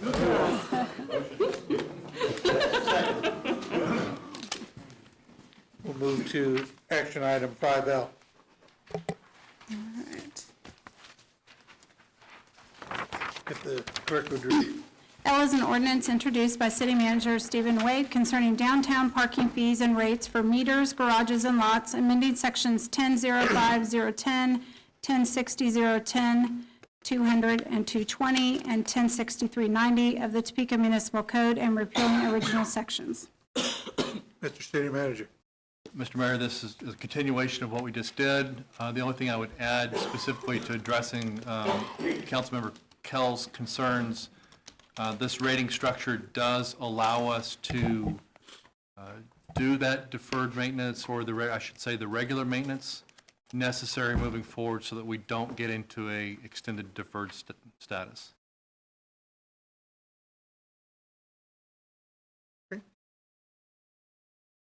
All right, Councilwoman Hiller. Move to approve. Have a motion to approve. Councilwoman Hiller, second by Councilman Kell. If you'll call the vote, please. If there's no further discussion. No further discussion, I'm going to skip to the discussion. Amen. Councilmembers Nager, Yes. Dobler, Yes. Duncan, Yes. Go to sleep. Hiller, Yes. Valdivia Aquila, You just get the mayor. Yes. Ortiz, I don't vote on this. Yes. Emerson, Yes. and Kell. Yes. We have 8 yes, motion carries. Motion's been carried without my vote. Move on to action item 5N, if the clerk will read. M is a resolution introduced by City Manager Stephen Wade recommending an amendment to the resolution number 9318, which adopted the capital improvement program for 2023 to 2032 and the capital improvement budget for 2023 to 2025 to include the Highway 24 frontage roads reconstruction project. Mr. City Manager? Thank you, Mr. Mayor. What we're requesting is $125,000 for the city's half of a study that would be completed through the Kansas Turnpike Association. This is for the east, am I reading the wrong one? Sorry, I was reading N instead of M. See, it's easy Yeah, to it do. does. You're on opposite side of town there. I was. So this is actually in North Topeka. This is frontage road reconstruction alongside US 24. This is a cost not to exceed $1.7 million that will come from half-cent street funds. This section is part of the detour route for Polk Quincy. KDOT would start this construction, or is expected to start this construction in March. This is not part of the $20 million Polk Quincy obligation. Questions? Councilman Kell? Okay, motion to approve. Is there a second? Second by Councilman Emerson. Call the vote, please. Oh, any discussion further? Sorry. And call the vote, please. Councilmembers Dobler, Yes. Duncan, Yes. Mayor Padilla, Yes. Councilmembers Hiller, Yes. Valdivia Aquila, Yes. Ortiz, Yes. Emerson, Yes. Kale, Yes. and Nager. Yes. We have 9 yes, motion carries. Motion's been carried. We'll move to action item 5N. Madam Clerk? And is a resolution introduced by City Manager Stephen Wade, amending the CIP program for 2023 to 2032 and the CIB budget for 2023 to 2025 to amend the Southeast 29th Street Kansas Turnpike Authority interchange project number 701053. City Manager. Mr. Mayor, now moving to the southeast section of the city. This is the East Topeka, Kansas Turnpike interchange that's been explored. This would be $125,000 for half of the cost of a study to be conducted through KTA. The expectation is that this study results would be back to us in time for the consideration for the 2024 CIP process. Questions for the City Manager? Heard the resolution, entertain a motion. Councilwoman Hiller. When we talked about this before, the discussion of whether it was wise to bond it before the study was done, and you indicated to me we would do cash for this instead of bonding. We believe that we can handle this out of cash. So do we need to change the resolution then and just vote to fund it with cash? Do you think you can do it out of cash now, or are you doing it? No, we think we can do it out of cash. Can you give me a second to look while you finish discussing? Sorry. Otherwise, I'm happy to move to whatever, to approve the $125,000 in cash. Councilwoman Ortiz, did you have a comment or question? Well, I thought we already had a study. There was an old study done, Councilwoman, in conversations with KTA for them to firm this up and move forward. This would have to be commissioned. But I didn't think it was that old because they brought to us, I remember there were some people that were opposing it, and they brought to us 2 different sections that they thought would be good for the opening. So how old does the study have to be? Director Copley. Councilwoman Ortiz, the study is actually from 2016. I would not feel comfortable using any of the estimated project costs from the 6-year-old study, particularly in light of the significant increases that I have seen in project costs, even in the last year. Okay, so will we still use the recommendations of what the people voted on then? I mean, you won't use any part of that study? Councilwoman, basically what we were told from the KTA chair or their CEO was that this study would have to be completed for them to consider. Okay, so if we're gonna start all over again, are we gonna have a town hall meeting, or are we gonna meet with the residents? Are we starting all the way from scratch then? No, ma'am, my understanding is this would expand off of the work that it's already been done. It basically updates the past study and looks at revenue projected for the traffic. Okay, so their opinions that are in there will still be part of the new study? If there are any opinions in there, because I know there was some opposition, they didn't want it, of where they wanted the opening up. I mean, you're saying we need a new study, and you're saying we're gonna project off the old study, so what are we projecting? And I understand the money part of it, okay, I get that, but what about the rest of it from the residents and the people that didn't want it or did want it? Councilwoman, I believe there are 2 different issues. The first issue, let's start with the study. There is no intent to completely discard the earlier study.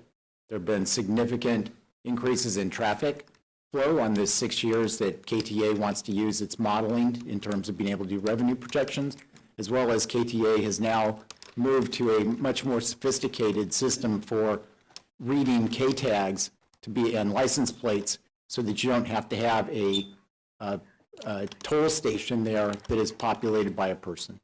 As to the public comment, you're making a great point. I think that on any project that we do, we want to solicit the input of the public and make sure that we have their buy-in. Okay. Thank you, Braxton. Councilman I- No, Mayor, that's what I was going to point out too. They've changed a lot of the economics with the tolling now. The electronic tolling has changed, so that was another reason that both changed the configuration of the exits as well as the economics of it, so, thanks. City Attorney? To answer Councilwoman Hiller's question, if the resolution says bonded, we can always legally choose to use cash. If it says cash, you can only use cash. And discussions with Directors Matthews at the back, her preference is the flexibility in case something happens. However, it's definitely not a deal breaker, and if you would like to limit this to cash only, that is an option. However, when it says bonds, we do have the ability to use cash if it's in the budget, so. Councilwoman Hiller? Well, I've got a question and a comment then. The question is, if I might have misunderstood when this said economic, which has been described as economic impact, at least along the way. So I thought this was a different study. The study that was done first did talk about how much revenue that, simply turnpike revenue it might produce. And then it was a design. They had alternate designs for how the routing of the exits might go. So I thought that this was different and that it was an economic impact study to look at what it would generate for the city. Not so. Okay, so this is just to redo the tolling. Yes, ma'am. Okay, thank you. Back to the motion then on the cash versus the bonding. My discussions with city manager about that were that we're just now getting to where we've been digging out of where we bonded the study work for a project that then didn't happen right away. And it got balled up in our finances for years and was costly.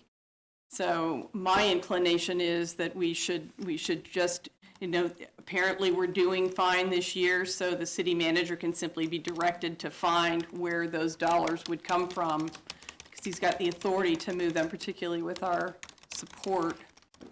So my inclination would be that we need to start now on, they're working, Councilman Dobler was involved in helping the city manager reestablish an engineering fund, so we weren't needing to do project design and bond it, even tempted to bond it as well. So we're moving forward, I think, in a really good way. So my motion would be to approve up to $125,000 for the study with direction to the city manager to use cash. I have a motion and a second. Would you, again, restate the motion so it's clear? Madam Clerk? So as I understand it, she moved to approve up to $125,000 with the direction to the city manager for use of cash. Okay. You have a motion and a second. If you'll call the vote, please. Council members Duncan, Yes. Mayor Padilla, Yes. Council members Hiller, Yes. Valdivia Aquila, Yes. Ortiz, Yes. Emerson, Yes. Kale, Yes. Nager, Yes. and Dobler. Yes. We have 9 yes, motion carries. Okay, motion has been carried. We'll move to action item 5O. Madam Clerk? That was a resolution introduced by City Manager Stephen Wade recommending an amendment to the resolution number 9318, which adopted the CIP for 2023 to 2032 and the CIB for 2023 to 2025 to include the Elevation Parkway project. Mr. City Manager. Mr. Mayor, we now move to the south-southwest portion of the city. The proposed Elevation Parkway, what we're asking for is $3 million to conduct studies for design contracts for street, sewer, water, a traffic impact analysis, and a land use planning study for the Elevation Parkway project. The reason for the timing on this one, Mr. Mayor, is that we've been approached by several developers looking to open up that portion of the city and asking for basically a signal from the city that we would be receptive to that. Okay.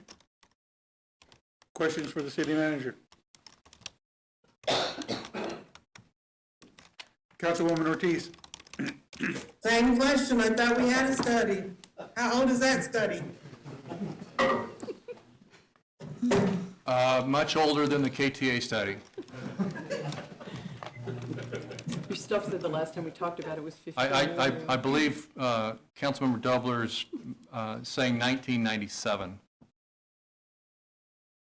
We can't use that study? Braxton, where you at? Ma'am, I assure you that we will not be starting from scratch on this one. I hope not, I hope not. Councilman Emerson? Thank you, and city manager, correct me if I'm wrong here, but this isn't just a study, this is actually the plans for it, correct? For the project, correct? Yes. Yes, so the $3 million would include the, enough to fund the design work, at least to get us to 60%, if not 90% plans. I don't know if I've ever seen 90% plans from an engineer. Never mind, I retract that.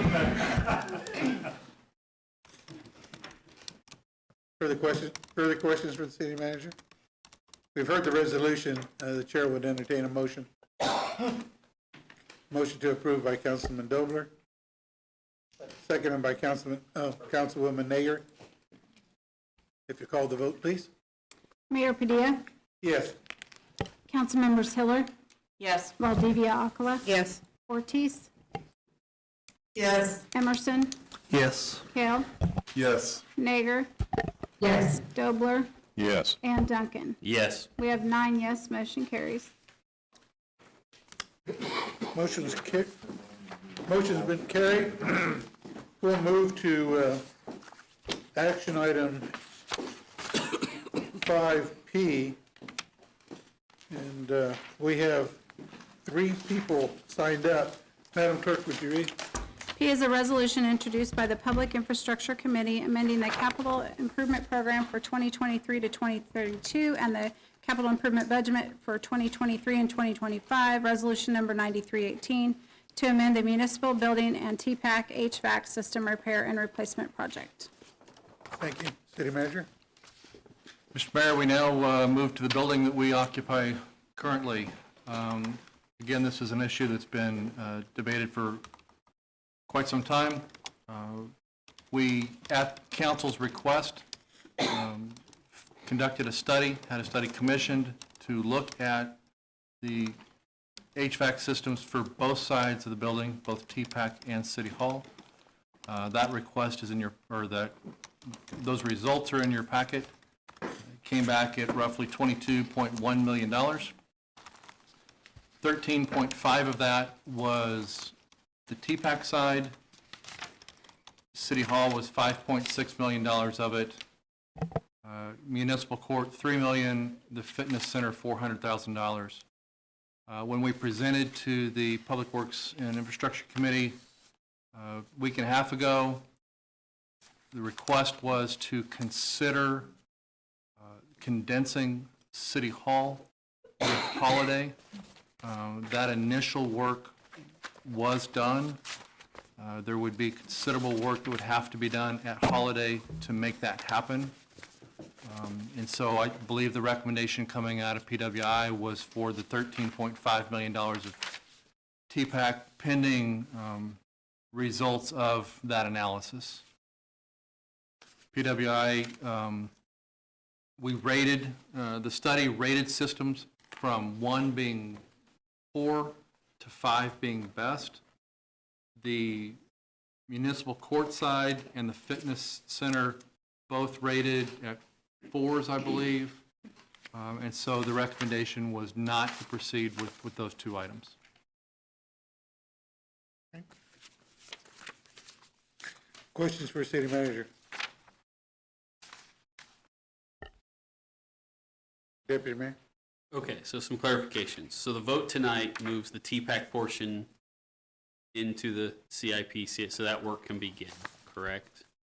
I mean, that's what this actual vote is. Yeah. The CIP, right, that's. Unless you amend for the City Hall side of it. Okay, so as of right now, that work is on hold. Is it in the CIP? I can't even remember. I should have looked it up before We have. we put something in there for it. We have a portion in the CIP. This adds to it. The dollar amount, I'm talking for the, I'm sorry, I mean for the city hall side, the municipal building side. I know, I should have looked up before I came, I apologize. I guess part of the reason I'm asking is there's no connectivity between these systems at all. They're separate. So there's no savings in doing them at the same time or having things put in together. It's not the same crews, the same people, the same. So there would obviously be synergies if we're going to do both systems to have the same team in place so they can prioritize and adjust.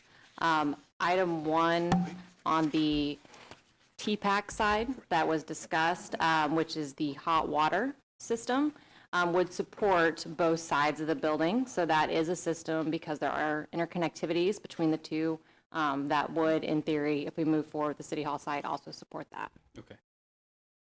Well, obviously, I am supportive of this. I won't repeat how much I scream it about supporting TPAC and making sure we get things fixed over there and the building we own and what we need to do. So I'm not going to do anything to hamper everyone saying, yes, get this done over there on TPAC. I guess I would just say, at some point, we've got to deal with this building. I mean, while I'm certainly interested to see if there are alternatives or ideas about moving City Hall, I also don't think that's happening anytime soon.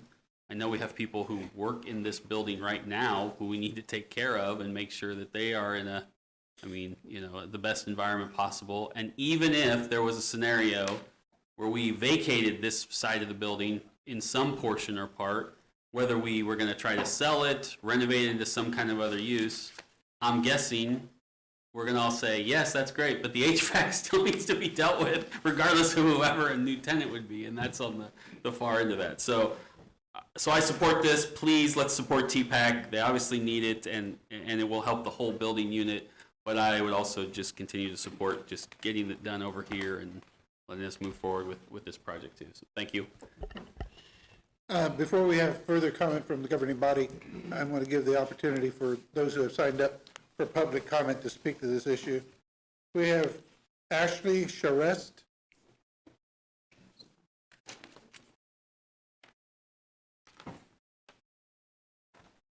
Good evening, everyone. Good evening. My name is Ashley Charest, and I serve on the board of Ballet Midwest. But most importantly, the title I'm going to use tonight is Ballerina Alexandria's mom. So I'm here to represent the thousands of kids and young adults that dance in Topeka and Shawnee County, regardless of which studio they choose to dance in. Ballet Midwest has performed its Christmas Time Nutcracker ever since TPAC stage was opened. It was the founding dance studio, and we were happy to serve as a catalyst for other groups to come over and join us. We used to perform at White Concert Hall, but we happily sold our lighting and our stage rigging to Jayhawk Theater when TPAC became available to us. So over 3/4 of the TPAC usage is actually local. We all see the celebrities and the big names that come in, but that's a very small portion of what TPAC is used for. The majority are Topeka and Shawnee Countyans that come in and use TPAC. So because of that, 3/4 TPAC usage being local, I'm happy to say that glitter and sequins, tutu dancers are a very large part of that 3/4 usage. However, we need a safe place for our dancers to perform their craft. So lack of or diminished HVAC systems cause a problem. So first of all, for our dance floor. Now, if you're not dancers, and I'm not, I'm learning this, point shoes are actually, they dance on a special flooring that allows dancers to glide across the floor only using their big toes. When you take out an HVAC system during Kansas's wet April or our muggy June, you get moisture on that special floor that turns into a slipper slide for our dancers, and that equates to sprained or, quite frankly, broken ankles. The second problem is temperature. So dancers get very hot while they're on stage, and while they expect to get a workout and be sweaty, we can't allow them to get too hot. They're going to pass out on that stage. Temperatures, even in the room at the low 80s, would make that a possibility. Let's also not forget about Grandma Betty. Yes, that is my mother's name. So Grandma Betty in the crowd, she did not buy her ballet tickets thinking she was going to walk out sweatier than a basketball player playing at a championship game. So while there is nowhere else in Topeka that has the staging, setup, and size that would work for our dance performances and our recital. So TPAC is a family-friendly facility that right now isn't exactly family-friendly. Oh, did I mention that all the dance recitals in the entire city of Topeka happen in June? So in closing, on behalf of our dancers, their parents, and their fan club, our Topeka community, I would urge you to approve the funding and get our beautiful TPAC, its new HVAC system, as soon as possible. Thank you. Thank you, ma'am. We have Mr. Jeff Parker.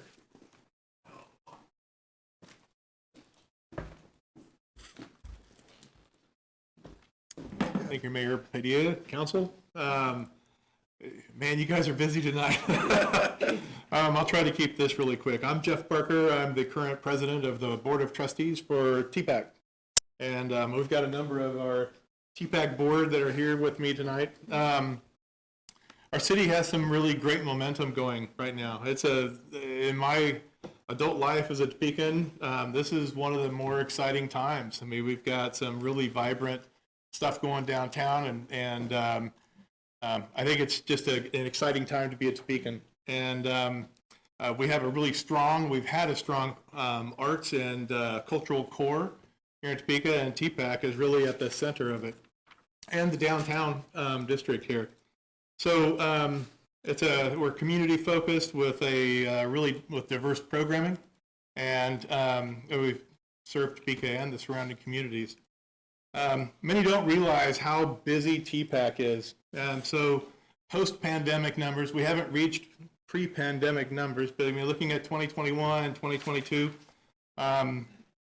we had 35,000 visitors in 2021 and 45,000 visitors in 2022. In 2021, of the 35, 24,000 of them were children. It just shows you the community focus. I mean, it is a huge community program here. And out of 45 this year, 25 are also youth, the ballerinas or the dance competitions. You don't want to make the dance moms mad. School buses regularly populate the streets down here. I don't know if you are downtowners, but if you stop by Friday, you're going to see school buses all up and down the streets as all the school kids come to the facility. So main stage shows at TPAC, they provide fantastic draw of a lot of people to the downtown area. It's the one venue that can bring a couple of thousand people at a crack to downtown, and it provides great performance entertainment for our community, for the whole city, and the surrounding communities. But as you can see, it actually provides the dollars that can be used to fund our community programs. So the impact of the building issues really at hand, the HVAC. I've got some anecdotal stuff for you. Like Tom Segura back in February came. We packed the house. We had over 2,000 people. It was like 20 degrees outside. In the auditorium was high 80s, almost 90 degrees, and that was with the air conditioning running full blast and the doors open. The hallways were freezing, but man, I mean, it got really uncomfortable.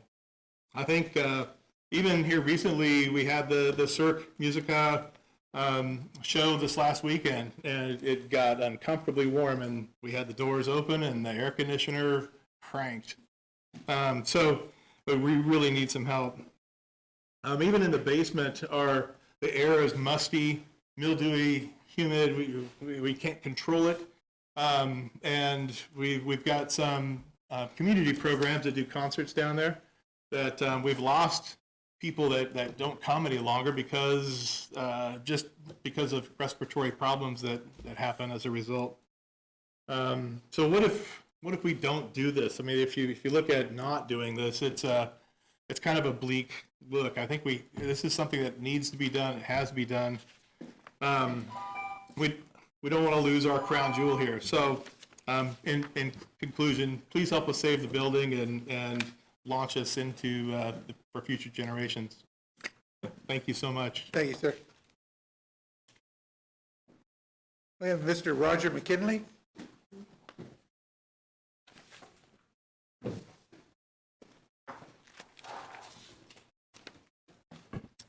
Thank you for giving this time to visit with you guys. I'm the president-elect for TPAC. By trade, I was a contractor. So guess what? I'm digging into this. I'm sure you all have seen the lengthy assessment that Bartlett and West provided. I don't want to beat a dead horse here. Everybody's already spoke to the conditions, the secure concert that was so warm. We've also, and the dancing floor, the flooring for the dancers. The moisture, humidity level in the basement is horrid. Excuse me. We do have one area, it's called the black box, which is a dance area. The flooring is curling, tripping hazards. We're looking at running capital campaign to start fixing up the interior. But we're at the point we can't do that until we know the HVAC system is going to be handled and fixed properly. I don't know how to take it any further than that. Then every area in there that your light items have punched out as far as what is important and what is not, down to the hallways, the entry, it's all an integral part of everything we do, down to the offices. We just appreciate you looking into this. Steve has heard from me several times, and Hannah probably gets tired of hearing from me as well. But we appreciate you looking into this to study, and then looking forward to you moving this forward to where we have a positive atmosphere to hold all our performances. And I thank you. Thank you, sir. Further comments from the public, from the governing body? Councilman Count and Councilman Dobler. One question, just trying to remember, does this actually have anything like a dehumidifier in the system? Because we can put AC in there, but if it's, if you look at like the Maui Classic that they play in college basketball, they'll cool that building down, but that floor is slick as can be every year. So is there any dehumidification included in this? Councilman, I'm actually looking over at a couple of experts. In fact, Councilman, I will defer. We do have our engineer who helped with the study with Bartlett and West, Bill Nager, and he can speak a lot more articulately to the specifics of the proposed system. But from what I understand, yes, it should adequately address the humidity issues, because a lot of it is airflow into the space and being able to circulate that air around the building adequately. And just a comment for my other council members. I came to the board teachers, and all of a sudden I felt cold air blow on my head when I was in the restroom. And I looked up and I could see through the air duct system. So it's pretty much an open air duct cooling that anyone that was standing above the bathroom could have looked right down in. So I highly recommend that we take care of this situation because I was greatly surprised when I looked up and could see the underside of the seating area. Councilman Dover, do you have a story like that? I've got about 6 comments I can make, probably none of them appropriate, so I'm just going to let that one lie. Let's get back to the issue of City Hall. Yes, sir. So TPAC, yeah, we all love it. I don't think that's an issue at this point. Let's figure out if we're going to fund City Hall as part of this. You took a look at the Holiday Building, which the city purchased in 2005 or so and renovated, replaced space that originally was on Kansas Avenue. Times are a lot different now. People are working from home. There's probably fewer staff. Changes have happened. Park and Rec is gone. Water department's moved out to to the water treatment plant. There's a lot of things different. And so I think what the comment that we made in the committee meeting a couple weeks ago is what happens if we take all the folks in City Hall and move them to the Holiday Building. I think when you and I spoke a couple of days ago, you said that's possible. Yes, sir. It's going to take some renovation of Holiday, making offices smaller, things like that. But even with that, in the long run, it probably saves some money over staying in City Hall. I don't think the dollars are significant at this point. It does save some money, but ultimately, I think the difference is we have an iconic City Hall. Holiday Building's nice, but doesn't really represent the city in the same way that City Hall does. The comment you made to me was at some point we may be able to move everybody back to City Hall. That's correct. Which is really intriguing because I think at that point, you know, we get the best of both worlds. So I would support the rest of the funding for City Hall, the HVAC in City Hall. We owe it to the folks, as somebody mentioned, Deputy Mayor, that work there every day. They need to be comfortable. But we also need, and I'm not asking for another study right now, but as we go down the road, we need to look at the facilities we have, where offices are. We've got offices all over the city for city staff, you know, fire stations, LEC, Holiday, City Hall, it goes on and on. At some point, we're going to have to take a look at consolidation because we simply don't need the amount of office space that we've had in the past. With all that said, I will make a motion that we amend this to include the HVAC for the City Hall side of the entire building. I have a motion and I would second that. And a second from Councilman Kell. He beat you. Now let me, if I could, I believe on the matrix that showed 11 options, I believe that would include all 11 of those. Is that correct? The only items, I believe, Councilman, that would be removed, and please check the math here. The fitness center was previously not recommended, and then municipal court scored well, and so that was not recommended for work at this time. Okay. I'm sorry? Which is right here, correct? Correct. Correct. Okay, we had a motion and a second to make clear that everybody understands what we're voting on, how it's been amended. We have to vote on the amendment, am I correct? Correct.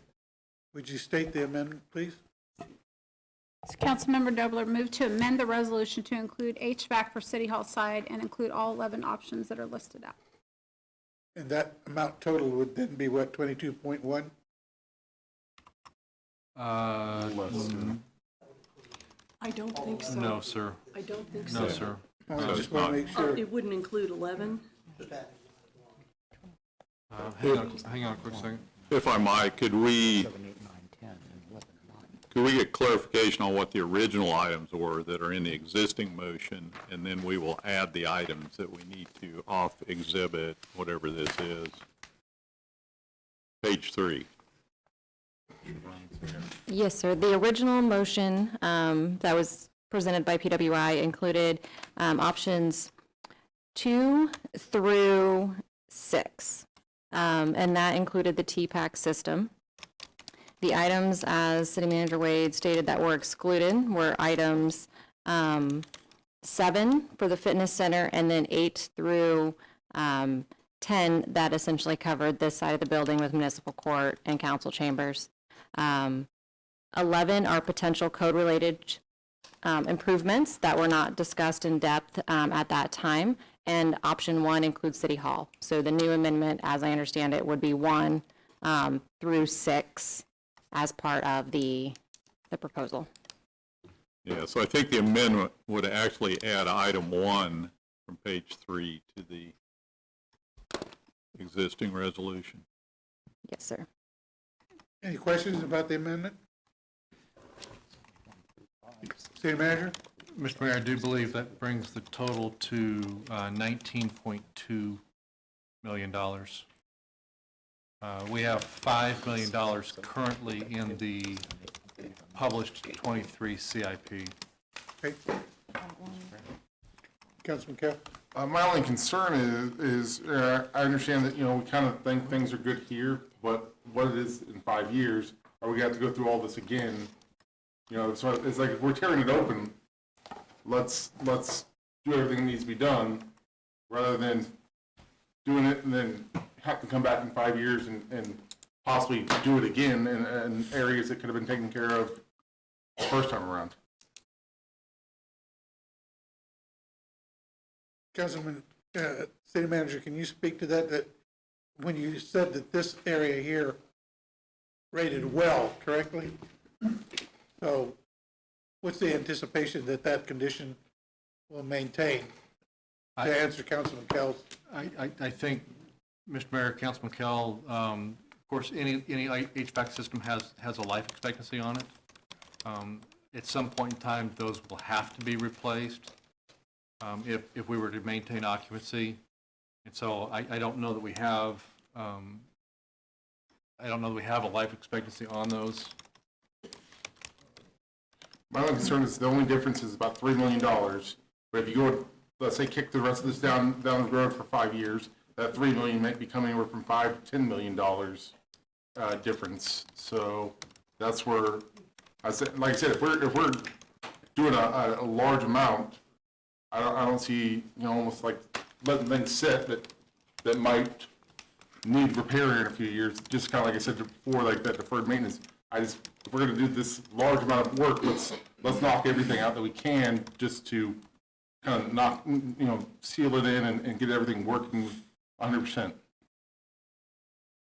So if I may, City Councilman, the system within TPAC, and this is the part where it gets a little bit more complex, are made up of a multitude of different systems.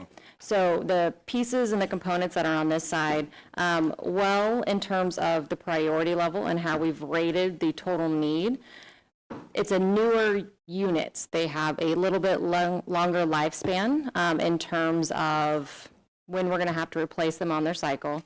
They do have a higher level of fresh air intake and some of the other modern needs that come with the systems. So we're not necessarily doing a disservice to this system in terms of not addressing it at the same time, because they're not necessarily connected to the other components that we're working on. So we will at some point, as City Manager said, have to come in and replace them. That's part of our ongoing maintenance and repair program, which is addressed in our capital improvement program with the firm that we've talked about before. But in terms of priorities of this system, you're not going to have duplicative work. You're not necessarily going to do throwaway work or have any additional expenditures because of this decision. Thank you. Further questions? Councilwoman Hiller? Just to follow up, to clarify, because I was going to suggest the same thing you did, roughly when do you think this muni court portion would roll up? I would have to get back to you on that, Councilwoman. Okay. I can look at the report. We had a very in-depth, almost 40-page report and assessment done on the systems that are estimating age and condition. So we can follow up with when we would anticipate or expect those to potentially be things that we want to adjust. So beyond the 3-year CIB? Yes, ma'am. Thank you. Thank you. A question, if we went with the Councilman Dobler's motion,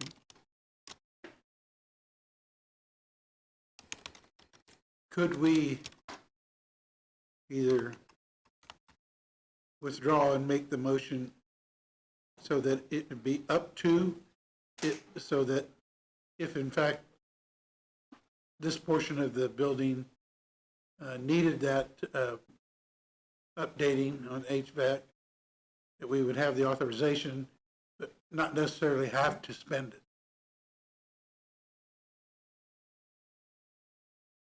So that way, It's not in there yet. no, This part isn't in there. Could be a friendly amendment. uh-huh. So that way, it maybe covers the concern that we're going to have to maybe deal with something later down the road. But we do have to move forward, I think, with the TPAC and City Hall. I wouldn't want it to make it more complicated than necessary, but, Suggestion, perhaps, Mayor. sir. So what are we talking about now? We've got 5 in already. This totals up 19.2, so that's an additional 14.2. I mean, what if we made a motion to spend up to 20 million on this project and cover the priorities 1 through 6 first? And then if there's additional funds that could be applied to this. Or like 11, where it's about $1 million, where it's possibility issues. Sure, there'd be some flexibility there. I think one thing we talked about was the fact that if somehow you've got to do these improvements with people still working in the offices, if there's an option to move people to a different location, that might save some money, and perhaps that could be applied to this portion of it. You know, we start getting over 20 million bucks. I mean, 20 million there, 20 million here. Pretty soon we're talking real money. I'm going to be a little uncomfortable, I think, going over that at this point. But I think with some creative work that we could probably get pretty close to that for the 20 million. Councilwoman Nager has her hand up, unless you have a response. Councilwoman? Thank you. My question is also, obviously, if we just do work in parts of the building, the older parts of the building are still going to go ahead and continue to break down. So is there also a way, I think that's a good idea. Let's go ahead and put a cap on it, 20 million, I think would be a good good cap, but talking about phasing this, because that's exactly what I would do at work too. We don't have all the money in the world right now, but we know that if we are putting the money towards these other projects that are further on down, I don't want to say this priority list because this is all important, but further on down this proposal list, saying that we have to go ahead and revisit some of these things, because if one part of the HVAC system in the building is overworking, I mean, that's how I would see it. Is there a way that we can go ahead and say, let's do this now, and let's continue to revisit this in our budgeting in the future?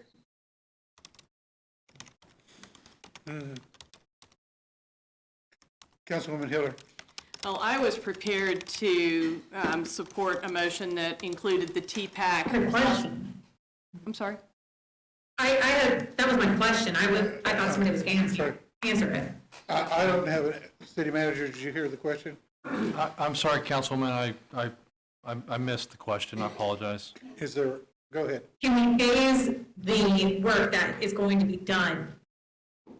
Saying that we are going to go ahead and focus on this work now, we're budgeting this for right now, but we know that this other work, like 7, 8, 9, 10, needs to be done in the future. This is the date that we're going to come back to this and continue to work on it.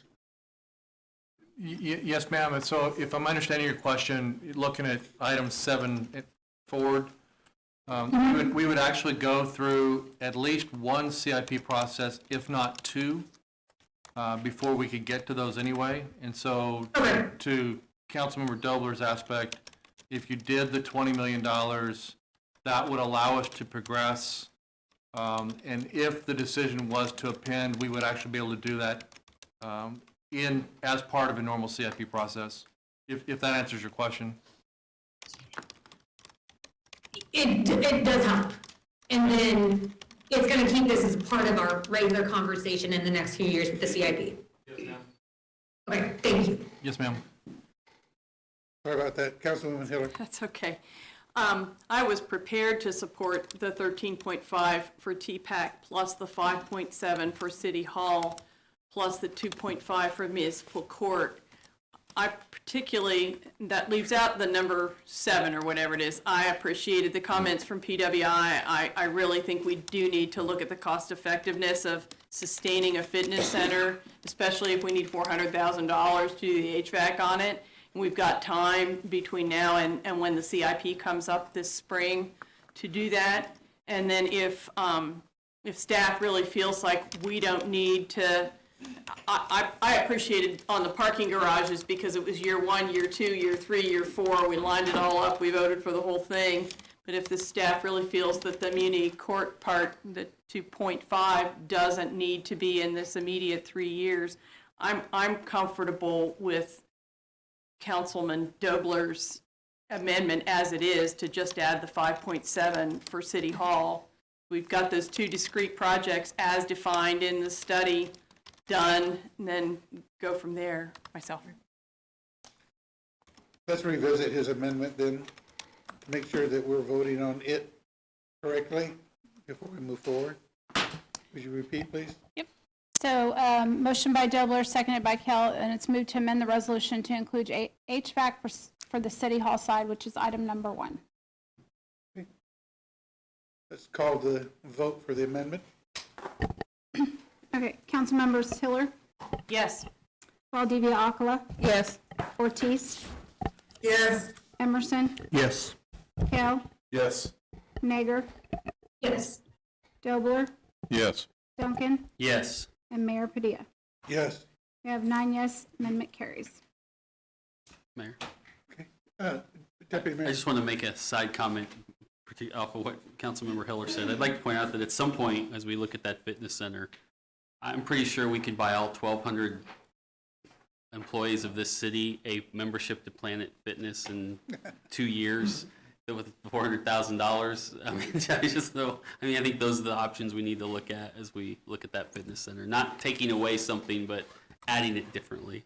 Thank you. Thank you.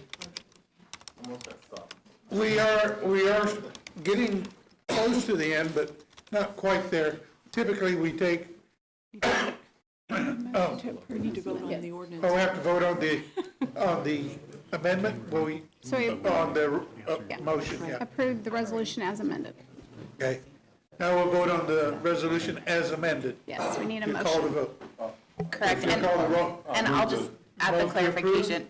Can we have the room to clean this up and make sure the correct project plans are all adopted and attached correctly after you pass it? Okay, we'll take a break.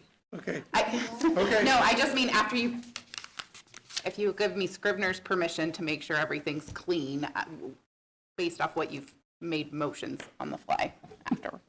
Okay. So do you? So what are you saying? We just need to You can direct just you vote, to? and I'll just make sure it's all clean cleaned up. according to what you've passed Okay. orally before we publish. We had a motion by Kell. Who was the second? We had a motion by Councilman Kell. Is there a second? A second? To vote on the motion as amended. Right, approve the resolution as amended. Yes. Correct. Okay. We already voted on those. Okay, Okay. council members Valdivia Akala, Yes. Ortiz, Yes. Emerson, Yes. Kale, Yes. Nager, Yes. Dobler, Yes. Duncan, Yes. Mayor Padilla, Yes. and Councilmember Hiller. Yes. We have 9 yes, motion carries. Okay, the motion is carried. I want to check with the body. Typically, we try to take a break at 8 o'clock. We've gone well past that. We're getting close to the end, but we still have some public comment I want to make sure that we get in here. If we don't need a break, I would ask the deputy mayor to at least Do we take have the chair. executive session this evening? No, I mean, no, remember, I'd just keep We have going. one more action item. I know. I have an action item I'd like to take care of. All right, just let me run it. Okay, I would like to take a 10-minute break before we come back. Thank you.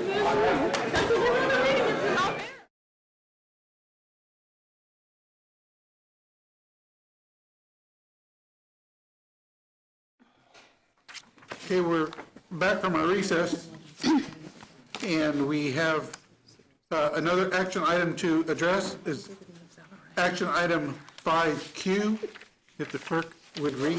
Mr. Mayor, mic check, please, mic check, we can't hear you. Well, it's on, I'm sorry, I'll speak louder. You're messing with me, Councilwoman. The green light was on, but they had me muted. Q is authorizing a Can you hear public me now? hearing for December 13, 2022, for the purpose of hearing and answering objections of taxpayers relating to the proposed amendments to the 2022 operating budget. Mr. City Manager? Mr. Mayor, this is part of the annual end-of-year process to where we have to make amendments to the budget that was anticipated, changes to the 22 budget. We're expecting changes to the IT fund, fleet, the Federal Funds Exchange Program, KP&F, Neighborhood Revitalization Fund, and the new opioid settlement fund. This is a public hearing to discuss those for governing body approval. Okay. So at this time, I don't conduct a public hearing, and we're just authorizing that we can move forward with such. Do you have any questions for the city manager? Councilwoman Healy? Just a really short one. I would appreciate if we could get just a little, just a little blip of description of each of those. I think we've had that in the past. That would just help me to understand what happened. We will. This is just the date for the hearing, and then we'll flesh it out for you Thank in you. advance. Thank you. Yes, ma'am. Right, we've heard the resolution. We need approval, moved by Councilman Kell. Is there a second? Councilwoman Ortiz, seconded. If you'll call the vote, please. Councilmembers Ortiz, Yes. Emerson, Yes. Kale, Yes. Nager, Yes. Dobler, Yes. Duncan, Yes. Mayor Padilla, Yes. Councilmembers Hiller, Yes. and Valdivia Aquila. Yes. We have 9 yes, motion carries. Okay, motion's been carried. We'll move now to agenda item number 6, public comment. We have 3 people signed up for public comment. I think I have everybody that's signed up. Have Irma Forbes.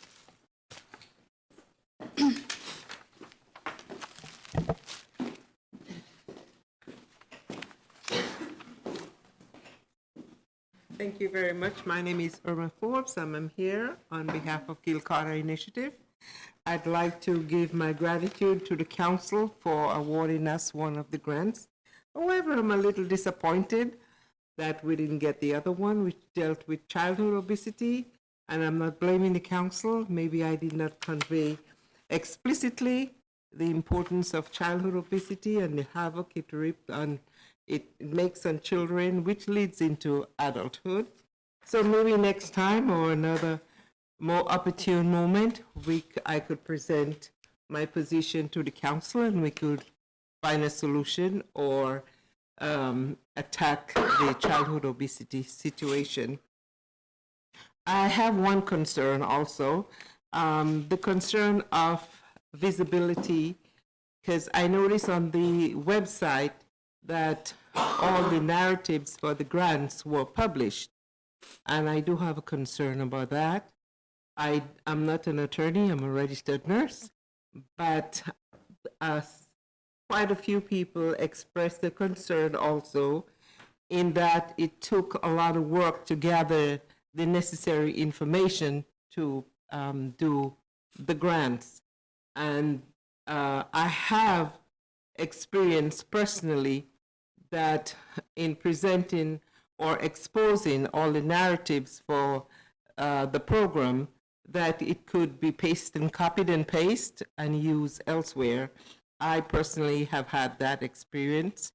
I was not able to get a certain grant for a certain program that I was doing, and I presented it to not the council personally, but in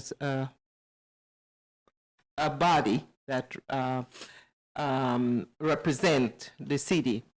And my idea and my grant was taken and was awarded to somebody else who used my information. So I do understand that the council wanted transparency and visibility, but I think privacy also should be considered for the next time we do another round of grants. Thank you. Thank you, ma'am.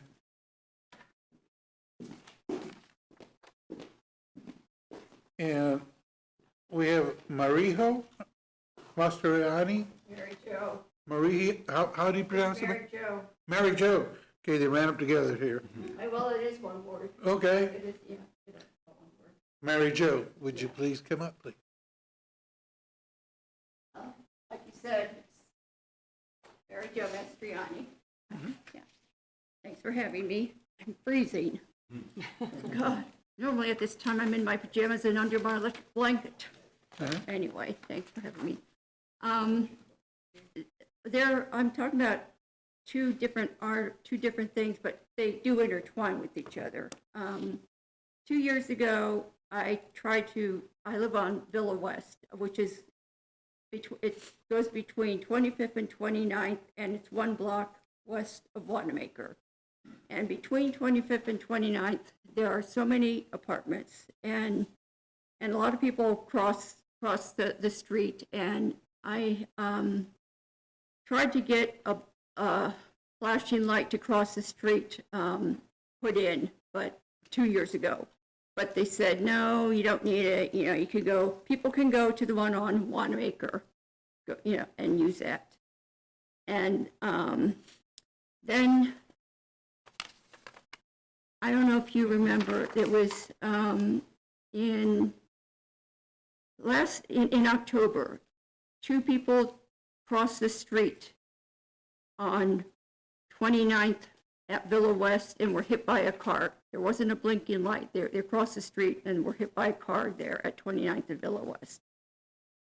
And I drove my car as far as Auburn just to see if there were any things to, walk signs or anything to use, and there weren't. And during that time, I saw 2 people cross the street separately, different ones, between, I think, Yurish and Auburn.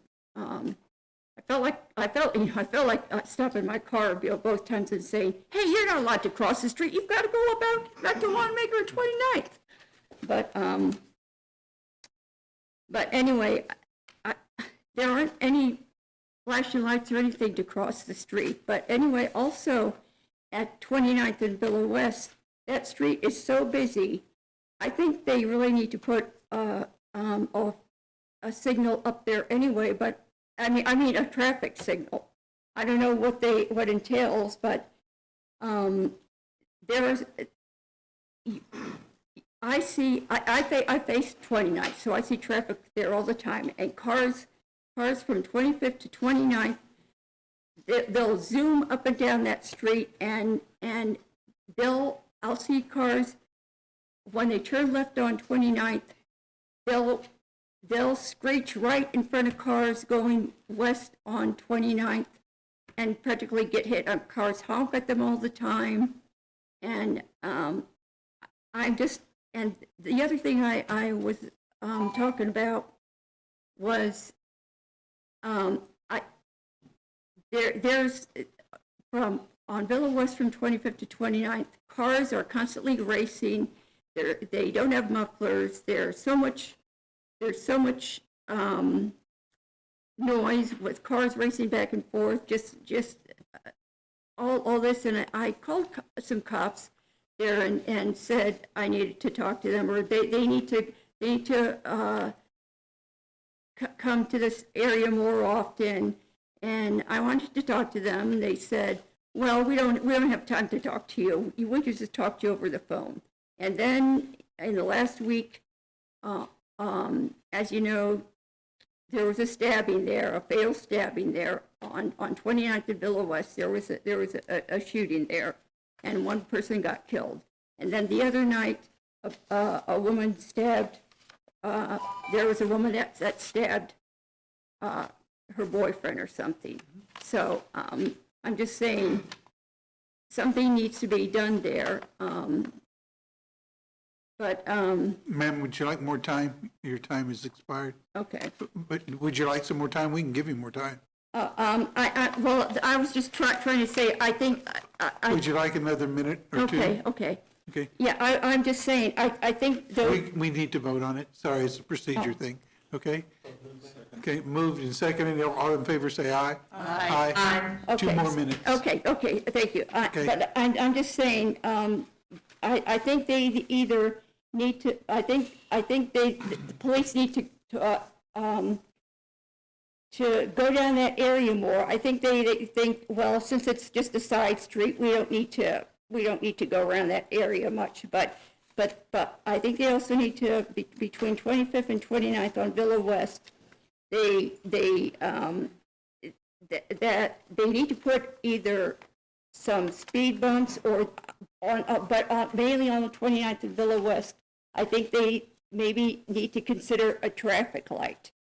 I don't know what the rules are to consider a traffic light, but that is basically. Oh, and also one thing on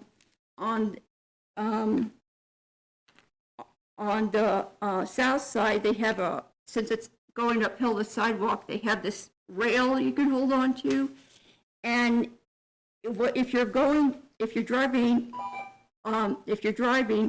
that rail, you have to go out you have to bend your head out a little to see the traffic coming, because that rail is in the way a little.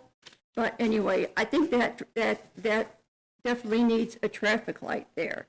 But the police need to patrol that area well. But that's all I'm saying. But that stabbing and that fatal shooting that took place, my apartment faces 29th, and I'm right near 29th on Villa West, and I see this all the time, and I'm tired of listening to cars, go speed up and down, and I just think at 29th and Villa West, you can have a traffic light, but like I said, I think they need to put some walking signals or something. But anyway, between those two. Thank you, ma'am, for your comments. Okay. City manager's here. He can address those issues with his staff.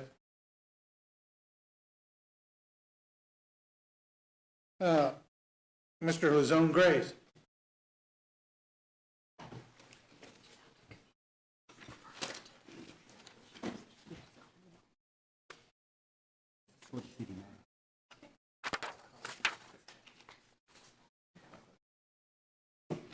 Good evening, mayors, governing body.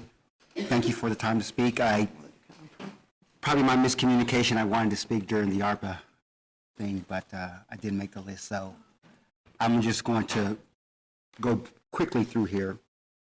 The top sheet, I wanted to at least give a snapshot of what to expect from our organization with the ARPA funds over the next 4 years, because that's how I've sort of planned it out.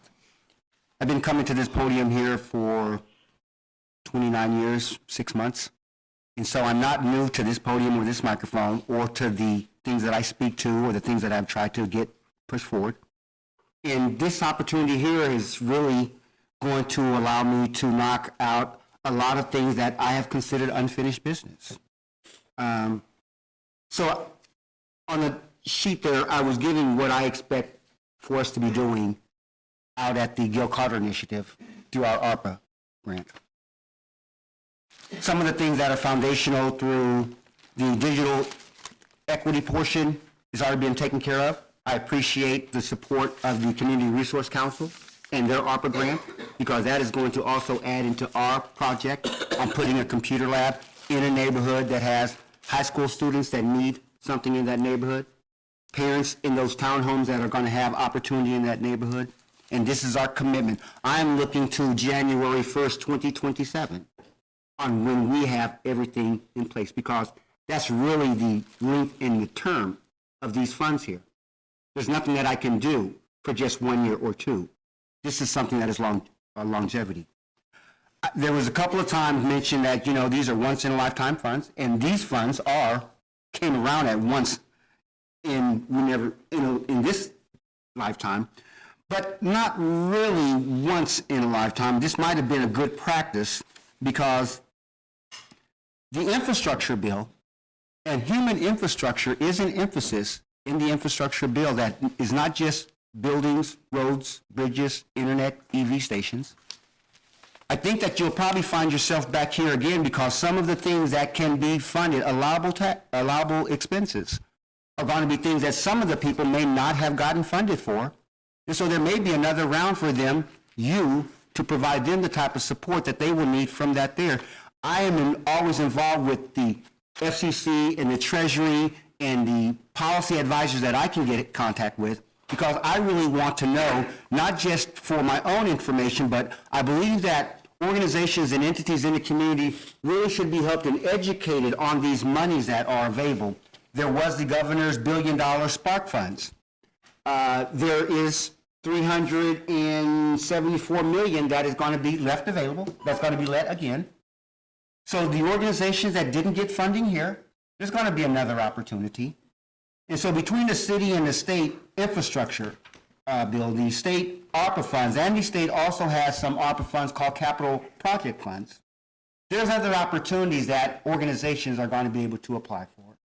And so your assistance to us is putting our organization in a great position, so we will be put in a better position so that we can compete for some of those funds. I've shared this information with Mr. Wade, the city manager. I have not met with him yet. I want to see where we got from here. But there are things that, on a matrix there, on progress, there are things that are red that are unfinished business. There are things that are blue that is finished. They all started at unfinished, and I'm hoping that working with the city manager and this council body that I can get the rest of those boxes turned blue, and not one of them will fix anything, but all together, I believe working together is going to really make a big difference over the long term in this community. Thank you. Thank you, sir.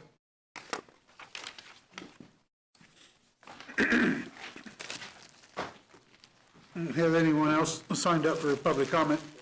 We'll move on now to announcements. Madam Clerk? There are no agendas for the next 2 weeks.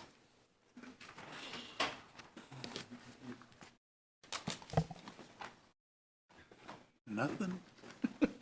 No agendas for the Wow. Mr. City Manager? Thank you, Mr. Mayor. I've got a couple items. One is, so the Equity Access Shelter Program, Councilwoman, that you championed, wanted to give you an update. In the first 2 weeks of the program, we've received calls from 397 households. Okay. 397, nearly 200 of those households have already been successfully entered into the entry system for agencies to pull from. We've got about a 24-hour turnaround time, so it's off to a hot start. Wanted to mention that Lieutenant Munoz has already worked to do some translation on the application for the City ID program, the City ID cards. For whatever reason, we did not have that in Spanish, but with your urging, we've gotten that done. Sunday night, I think everybody is aware that a drunk driver hit the fallen officers memorial in front of the LEC, destroyed it, and so we're working to find ways to reestablish that memorial. So. Thank you. Appreciate that. Councilwoman Hiller? Thank you, Mayor. I have a short list. First, thankful for everyone who voted. quite a year for that. Appreciate all the work that everyone put into getting people out to vote and promoting their candidates and so on, and the voting itself. I wanted to do a quick show and tell. If anybody's been reading their League of Kansas Municipalities booklets, our own Spencer Duncan has been profiled here in the back of the latest edition, and it's not only Hottest selling issue they've ever had, I believe. pretty cool, but there's some interesting tidbits you might not have known, so it's recommended reading. For those who weren't there, we can put a copy in there, I guess. It was a lot of fun to be with the mayor, opening up the ice rink over the weekend. Place was packed, and it just was a great vibe, and really proud of Downtown Foundation, the donors, Core First in particular, to make that happen. It really makes the plaza have a draw year-round, and to see that many people out was just fun. Lots of ribbon cuttings going on. I was at Safely Sunning today downtown, adding a whole array of services for just beauty and I guess Safely Sunning as well, but they've got quite a big outfit, and just one of many things that's broadening what's available downtown and really making it vital. The State of the Community lunch or breakfast the other day, also last week, was quite an event. I thought that the mayor did a wonderful job of presenting, as did Commissioner Mays and the Forge Group. Something that was particularly special to me was that I ended up discovering one of my NIA presidents on the way in the door and found out that there was a table for neighborhood folks this year. I see Monique smiling in the back. It was tremendous to have the NIA's representatives from the Citizens Advisory Council have literally a seat at the table at that event, and it went really well.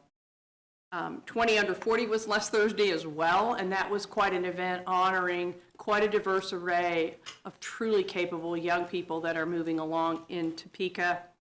Wanted to remind everybody that Small Business Saturday is coming up this weekend. That was kicked off at Leaping Llamas last week in an event. And last but not least, Stephen Massey was here, and It Takes a Village, whom I thought was so bold to have their very first performances of the Chocolate Nutcracker, not only at one, but two performances at TPAC, is again at TPAC this Thanksgiving weekend. And so encourage everybody to go. It is always a great show. And that's it. Thank you. Councilwoman Valdivia Alcala. Thank you, Mayor. First, I'd like to extend condolences to the family of Brandon Harries. Brandon was the person that died in the fire that happened on Redbud Avenue in North Topeka on Friday evening. He did not die immediately. They, got him care, but he was just not able to pull through. So prayers for him, for his family, and prayers to all that were impacted by this horrific fire.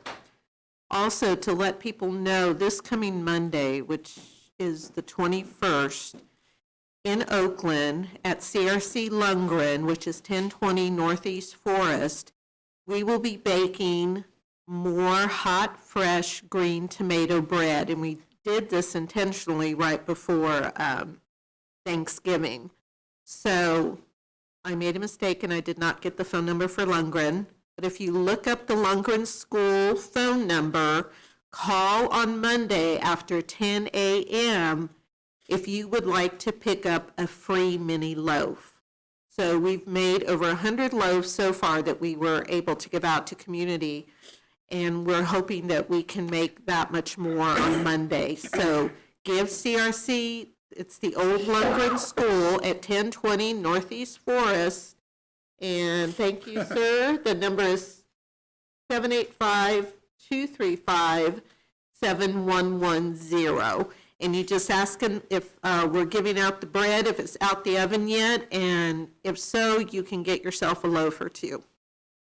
Also, we know that what we classify as Thanksgiving holiday is going to be coming up at the same time that I say that my family and I will be celebrating giving thanks for each other and our family and our ancestors. I also want to remind folks that the tribes that originated here on this land are the Kansa, the Osage, the Osheti Shakawin, and the Kickapoo. We have to understand that many in indigenous communities across America do not always think of Thanksgiving in the same way that we were traditionally thought, and we want to keep them, at least I do, in my mind and hearts and prayers to them as well. Also, I just want to say something that is very direct and has been coming consistently up to my mind with the number of issues that we are having when it comes to multifamily dwellings. I know that with the change in our culture of property maintenance and what we have been passing, the ordinances, the ordinance changes, et cetera, we are hoping to deal with the issues that we are having, which are large in this community with horrendous multifamily dwellings. When Councilman Lesser was still on the council, I had looked so forward to working with him in the future on this multifamily dwellings because there were so many calls that he was getting from tenants that were so fearful of being kicked out of their apartments for complaining about things that needed to be addressed, that were righteous, and that were a part of safe and decent affordable housing for these folks. And what has happened is that we have one person in particular that he was naming left and right, and we all know who it is, that owns 40-some properties in this town, that is a slumlord. A slumlord. And what there is things out there that are happening, and I'll use as an example, a young woman that is afraid to come to code compliance, that she'll be kicked out of her apartment. The sewer backed up through the apartment next door. This caused the sewage to back up into our apartment and flood our entryway, living room, hallway, utility closet, bathroom, and bedroom to flood multiple times over the period of 2 days. We alerted our management property to the issue. Despite numerous calls, they have done nothing to help the literal sewage flooding into our apartment. This information goes on, and it is sickening to see that there are children living in that environment, that there is an adult living in there with her mother, and that they had to clean up this sewage themselves. This person, this entity, this LLC, or whatever the hell we want to call him, owns multiple properties in the city and seems to think that he can call the shots and intimidate people and kick people out without their due rights. And so my hope, even with Councilman Lesser no longer being here, is that we can find additional champions on this council to do something about it. Now I'm going to get to the other part. We have community partners, and I'm not going to name this community partner, but I was at a meeting, a 2.5-hour meeting on 59 units from one of our partners that we partner with, our agencies longstanding in this town, that their tenants had an 11-page document on some serious issues that are going on. Mostly disabled live in this complex. Mostly elders live in this complex. We are looking at ADA issues. We are looking at code issues. We are looking at fire issues. We are looking at possible fair housing. It was so bad that I even asked the city attorney and city manager to be involved. If these are our partners, then what are we doing? How are we going to handle this? As we come into the more serious aspects, and all of it's serious, but this is like a dead serious component of changing our culture and multifamily dwellings and low to moderate income folks that are so vulnerable. If our own partners are dealing in this kind of management to where these folks are even concerned that they may be kicked out, then we have some serious problems in this city, serious. And so I think that with the changing our culture of property maintenance, I really hope that there can be some other champions here. I know Mike felt so strongly about this, because if we don't get a handle on this, on these problems that have been festering in this city for years, then what we are doing is topically dealing with issues of our city and wanting people to come here. But underneath, there are systemic issues that are not being dealt with, and these systemic issues are impacting people that are the foundation of our community. Thank you, Mayor.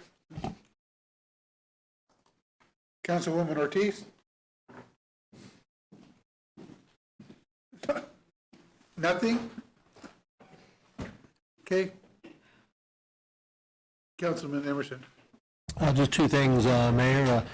On a personal note, I wanted to thank congratulate one of my kids, Jeremiah, who signed with Nebraska. He's going to go there next year to run track for them.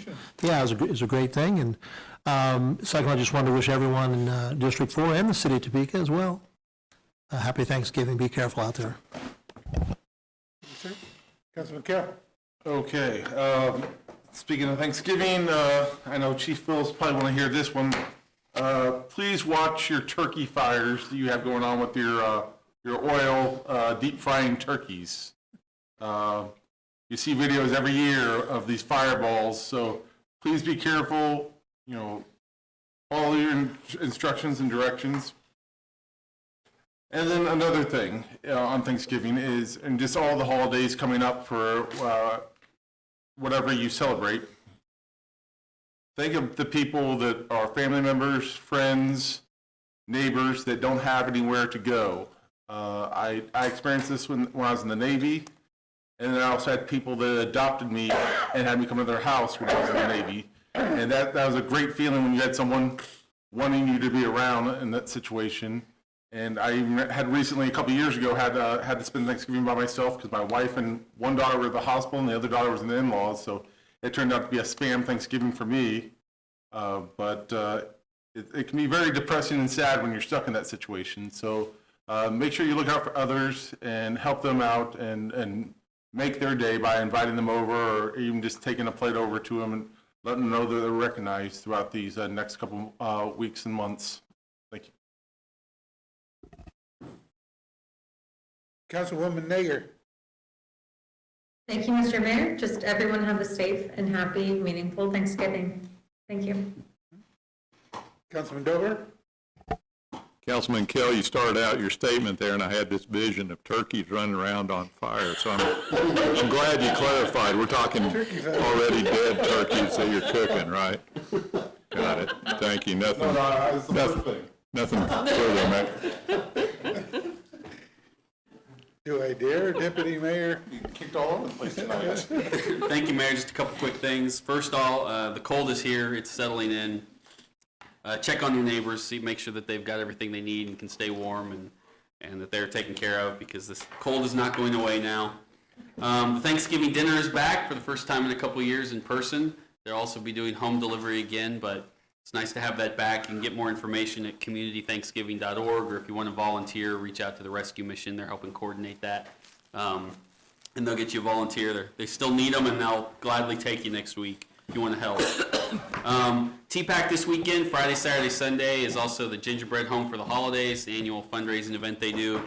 This time, for the first time, they've always had face painting and balloons for a fee. This year it's free, courtesy of some guy who shares the same name as me, who was suckered into sponsoring that, which is fine. I'm glad to do it. I've always thought that people should, once the kids get there, they should be able to get those for free. So those are free this year.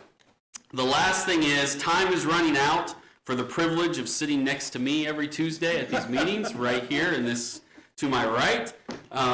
We still need someone to fill the vacancy left by former Councilmember Lesser. You have until 5 p.m. on Monday, the 21st. So make sure you get that in if you would like to do that. Obviously, you have to live in District 9. And no, as someone asked me, you can't move there right now. I don't think you can go rent an apartment right now and apply. So. Well, you probably can. Can I serve 2 seats? I guess maybe you can, but I told someone no because I, But So yeah, that's still open.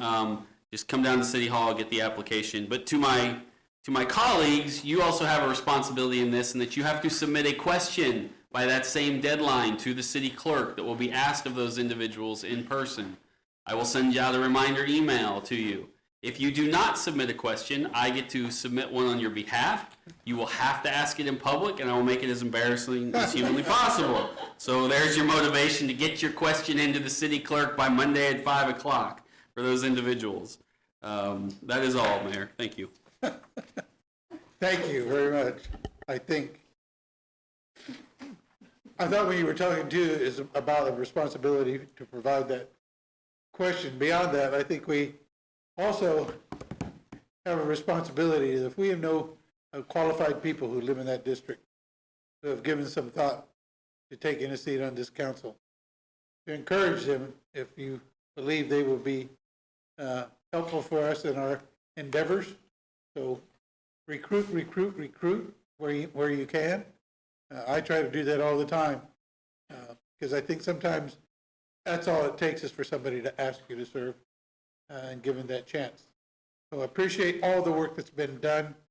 Have a very safe Thanksgiving wherever you travel or at home, and we are adjourned. Hey, I don't think anyone wants to be